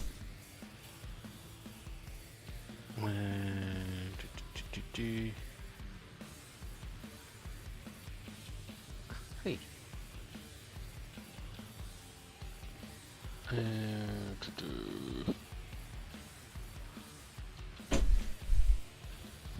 I don't know if it's been doing that, but yeah, I think at this point Gaspard is just embracing the rage and reveling in it, and just throws himself in whatever this thing is Okay. fully. This mosh. Okay. Yeah. You have a plus 7 to beat. Well, not with that. So let's use the fortune point. And that is... To get a 1. I'm confused. How come that's SL plus 2? Yeah, it's 4. That's a good roll. weird. That's like SL plus 9, surely. Yeah, surely. Will you win again? So, sure. One dog jumps over the other toward you, the other one underneath then flailing around left and right looking for where you've disappeared to as you're outpacing this creature. Meanwhile, a black sword is being swung and flailed from left to right, just trying to cleave something that resembles a human piece of flesh. Meanwhile, what are you doing? Well, fuck it. Let's re-roll this one as well. Because he's fully embracing it. Well, apparently. Well, his luck has run out sometime. No, wait. We're doing epic things, so I will use a point, whichever point that is, to make it 11. Resilience. Yeah. Okay. Resilience. There you go. Okay. Resilience. And what he does is he charges in, leaps over one of the dogs that was lunging at him, and while he does that, he puts his rapier in its back, and then he dodges below the swinging blade of the devil, and while he is crouched, he thrusts his left arm with the dagger upwards into the chest of this other thing. Mm-hmm. And again, looking for a way to take advantage of the situation for the next round. Okay. He's just enjoying himself. Yeah, he is. Like a madman. And one final thing to end what's going on here, for now at least. 3, 4, 5 colossal slams into the roof of this building before the giant slowly turns towards you and starts striding in your direction. We will come back to Gaspard, as stood over you as you are wrestling, writhing, dodging and diving in amongst these 3 demons, soon to be reinforced by more, I'm sure you're looking forward to. This demon, this demonic giant, lets out a roar that freezes all of these lesser entities in front of you. They again let down this subdued posture. And the giant looks down at you. And it doesn't speak to you. But in your mind you know what it's saying. It's making you an offering. Not an offering of peace, but you caught its attention, and it wishes to parley.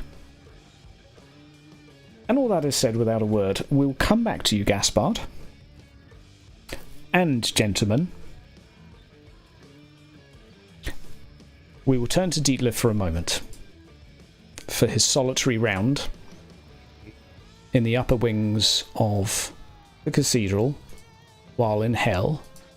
Coming flailing and screaming towards you is, well, a demonic demon hunter. Yes. The worst type of demon. The very worst type of demon. One that specialises in killing other demons. What would you like to do? So, my first question, this is a pinchy moment. Do I have time to desperately cast something? I would say it would probably It would be unrealistic, but you could throw everything at it, which might also include a resilience point, and it would then be possible. Okay. But so, yes, possible, I'm talking but from more of a time frame perspective. not realistically. Okay. In 3 seconds, not really. But you could start and try to stay alive while casting, if that's something you wish to do. No, I'd like to run my buggery. Okay. Where are you going to run? I'm going to run towards his room. Okay. Okay. So I'll jump banisters, yeah, okay, so basically this this devil is just like coming up the stairs towards you. You're there at the top of the stairs. You can also run around them to the other level across, but you could also jump over the banister behind him. I mean, would you have a specific... Could I lead him up and then jump/slide down the banister thing? Yeah. So a little bit of cat and mouse. Okay, well, you don't need to roll to entice him because he smells man flesh, or wizard flesh more specifically. I'm a tasty snack. Yeah, you are a tasty snack. Yeah, so you can go ahead and roll me... Should we go with an athletics? Probably. It's things I'm terrible at, most likely. I mean, that seems like the best thing to roll then. Can't be as bad as my dodge. Oh, no, athletics isn't terrible. Okay. I'll put you at an average, because, well... Yeah, but it'll be at average too, so it doesn't really matter. Okay. Do you have flee or any talents that... Oh, I do, yes. You do have flee. Okay, that helps a lot. So we'll come to this in a moment. The athletics is mainly just to get down the banisters in one piece and sort of not stumble or stutter. And I will say, unless this creature gets like a +6, you're going to have... Okay, good job I said that just before. So you're sprinting in toward the infirmary, did you say? Yeah. Okay, you're sprinting toward the infirmary, and it is like hot on your heels. You can feel its breath down your neck, but you are running, and you... Congratulations. You're still alive. Roughly at that point, Dagmar would be coming in the door and just sort of hearing a roar bellowing from downstairs. Gentlemen. Bye, Dagmar. Bye, Dagmar. I have to be honest. If we are to do this justice, we need to return next week. Yeah. Because we also need to wrap up. We also have conclusions to make. You're probably going to murder more NPCs, and all in the background of this, I will just say a few more words on behalf of the recently beheaded Alessandro, which is Cidio l'essigridi primano ultimamente tueldo principale celeste. And to hear more prayers, we will return next week. I'm not even going to do corruption rolls because Gaspard's fucked. Well, I don't want to worry about that right now. We'll kind of figure that out next time. But yeah, we're gonna need half session will do. Yeah. Okay. I don't want to prematurely wrap it up. Don't commit to the half session. Yeah, fuck it. Full session. It's gonna be a full session. Well, if it's not a full session, we'll just have an after party where we just chat afterwards. So, next don't week. Don't rush it now. Don't rush it now. No. It's been... Everything in this campaign has been a slower pace than I anticipated, so I'm sure the next session will not be any different. Oh god, I need to put some less stressful music on for a moment. It's not even that this is stressful, this is just too much for an anxious person. Music's pretty awesome. I like it. I really like it. It's the aim was if Tarantino did Silent Hill, so that's That was the vibe. It's more the Martian male scream pain torture that's killing me. Yeah. I swear some of it sounded like porn at times. I heard a few female screams that were a little too... Yeah. There's no Slanesh around here, thank you. None of that going on in the things. Well, I have to say, as I said, I had no idea what you guys were going to do today. Yep. And lots of things were surprising. Yeah. Lots of surprising things. Hopefully you were surprised as well by things. Yeah. Oh, yes. And I'm sorry, Sheepy, the butler did it. I mean, look, man. At least you stuck to your guns. I'm gonna stick to it. But the butler did it in a different way, I will say. Yeah. The butler accidentally did it. No. And there may be a little bit of, I guess, a query as to his, because you rolled a really good intuition test on him when you were first talking. Yeah. And the dilemma is that he truly believed that he'd done some good. Yeah. And yes, yeah, right until the end.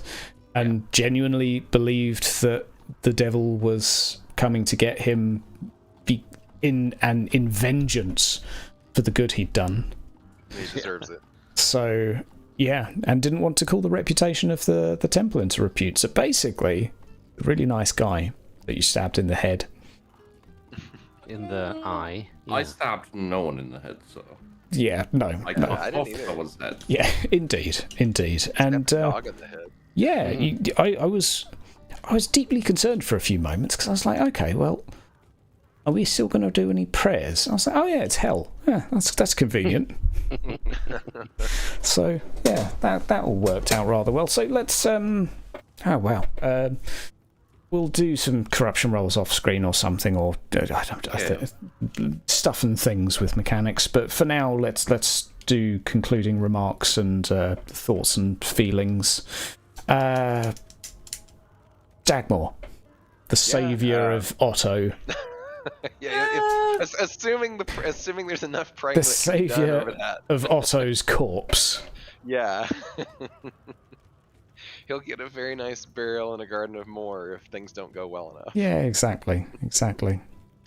Yeah, no, I had a very fun time. It's exciting stuff. Lots of different events in the combat, so it wasn't just a fight. Lots going on, so it was pretty cool.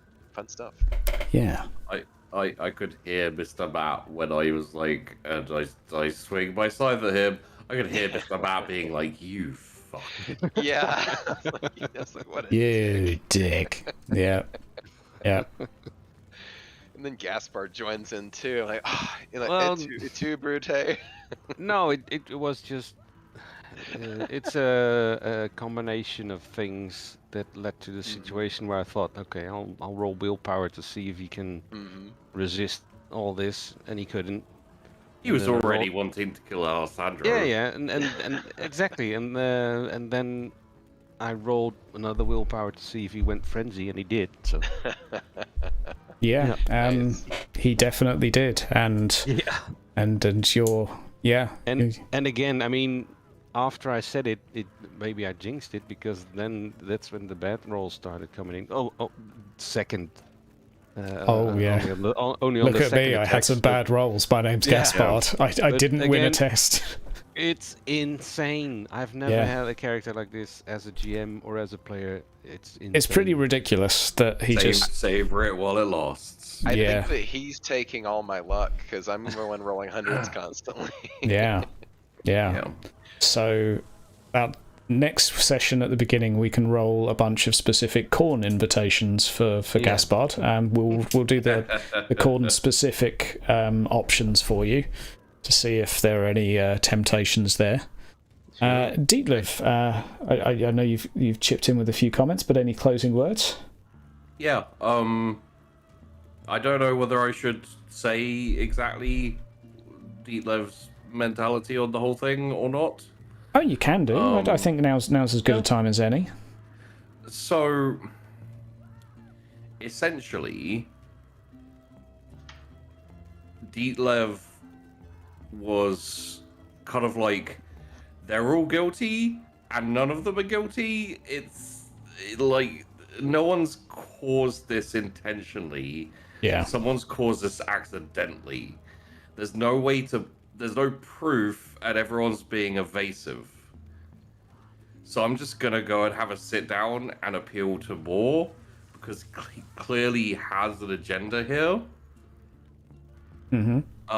And then, you know, like, essentially he was pretty much warning the priest, and also Moor that like when he chose the card, he's like, corruption is subtle. It doesn't matter which card I pick, because both of them have to die anyway. Yeah. Yep. Including, like, and that's why he looked at Martina's neck. Yeah. Yeah. If she'd have had a bark, he'd have killed her too. Yeah. I mean, her and Otto were the only ones that hadn't taken the sacrament. But Yeah. Otto's dead just because reasons. But fair enough. Otto drank the blood, right? No. Afraid not. Oh. He poured the vial into the sacramento because he wanted to share it, but He didn't believe he was worthy of it himself. Yeah. But I would say it's a pretty fair assumption that he was in on it. Apologies if that wasn't clear, but I know there's quite a lot of info floating around. It still fits. Like, it wouldn't have mattered if he drank it or not, because essentially in Dietlev's kind of like thought process is essentially people who have knowledge of the thing, you know, like that kind of temptation is a bit too much, especially for people who've already failed. Yeah, I mean, Warhammer and 40k are like particularly grim when it comes to such things, and you can certainly take the more Sigmarite mentality of, you know, better kill them all to be safe. Yeah, well, it's a, you know, it makes sense for Dietlev because, like, he, you know, he's got a very strict kind of guidelines that he's been following in his teachings and, like, learning. Yeah. So it's like, yeah, he's never killed anyone before, but if he's gonna do it, he's gonna fucking do it. So yeah. That's essentially why things played out the way they did. Because, like, you know, oh yeah, take some demon blood, you know, get your legs back, become healthy again, miracles, yay. It's like, no, fuck you. Fair. Well, so 10, like, final thoughts. Final thing. If I was in like a different setting, not Warhammer, then I would have been much more merciful. Yeah. It's just kind of how Warhammer and Warhammer 40k is. If you're going into it deep and like serious, you can't really be like, oh yeah, it's fine, you were corrupted. A degree of dogma is inherent in the system, really. I mean, to be merciful is to be the exception. Especially for a wizard, it just didn't feel right. Yeah. And the other thing is, Sheepy really wanted to kill the fucking demon hunter. I bet. I wanted to kill him so much because I'm just like, you're gonna be a fucking problem. Like, you're infected. Yes. You're gonna turn into some bullshit demon later. Yes. Suspecto. Lots of suspecto. Yeah, I was like, you motherfucking suspecto, you I could sense I don't know how much of it was Dietlev's and how much of it was Sheepy's sort of turmoil in that conversation of all the turmoil was Sheepy. Yeah. Like, I knew I couldn't, but you know. I would imagine on some level the inconsistency for Dietlev is still like jarring, at least, that you have someone saying literally suspect everything all around you except the wine. Yeah. The wine is great, but it's when he was like suspecto Dagball. I was like, no, fuck off. And the Gaspard. Yeah. Oh, suspecto Gaspard. Yeah. It was like, no, fuck off. Well, he wasn't wrong. Yeah. I would say Suspecto. Get dice rolls like that without a deal with the devil. Yeah. Suspecto for sure. However, at the same time, if he's ripping apart Chaos Corn Demons, D-Lev's gonna be like, yo, my man, take a pass for now. We'll talk about it later, baby. Yeah, exactly. Yeah, chill that for now. Well, well done everyone for staying safe. Deetlev continues to survive thanks to survival choices. Dagmore. Like, when I was like, nah, fuck it, I'm running like buggery. I could hear you being like, finally. Yeah. I didn't know if you were going to or not, but I'm glad you did. Totally. If you'd never gone back inside, you wouldn't have met your maker. Yeah. It was a really fitting moment. Giuseppe Di Mane. Beautiful stuff, guys. So we'll be back again same time next week for our... I'm going to say the next one will be the final. And the next one will be final ! Because... I can't see us going over another session. Unless you spend a session reflecting on this one. Don't tempt me. I will. This was the final, and the next one's just the epilogue. Yeah. There's a few things to do and wrap up and. Yeah. Have you guys seen that the video of the guy who's running down the hallway, and like he like slips on the floor and he's like running. And then from around the corner comes a cheetah that's like running along the wall, and it just pauses with the JoJo theme song, and it's like to be continued. Dun, dun, dun, dun, dun, dun, dun. No. That's how I see the end of this episode, with Deetlev just like running down the corridor, and it just freeze frames on like a sepia tone. It's just like to be continued, and it's got the. I picture the little girl in the yellow raincoat running with an ice cream meme. I think that's also an apt one. I think someone needs to make that meme. I don't think I've got any other final conclusions other than we'll figure out what happens with this. I will say we're less likely to have a long episode next time because you've killed half of the NPCs. So... there won't be much of a conversation to have with Alessandro. There won't be any conversation to have with Marguerite. Martina, you haven't killed yet. And Rosa's alive. So, and hopefully Elise's alive. Yeah. That would suck. But, yeah, we'll have to figure out what happened there next time. Ooh. Yep. To the pip, ladies and gentlemen. See you next week. Arrivederci. Bye. Bye.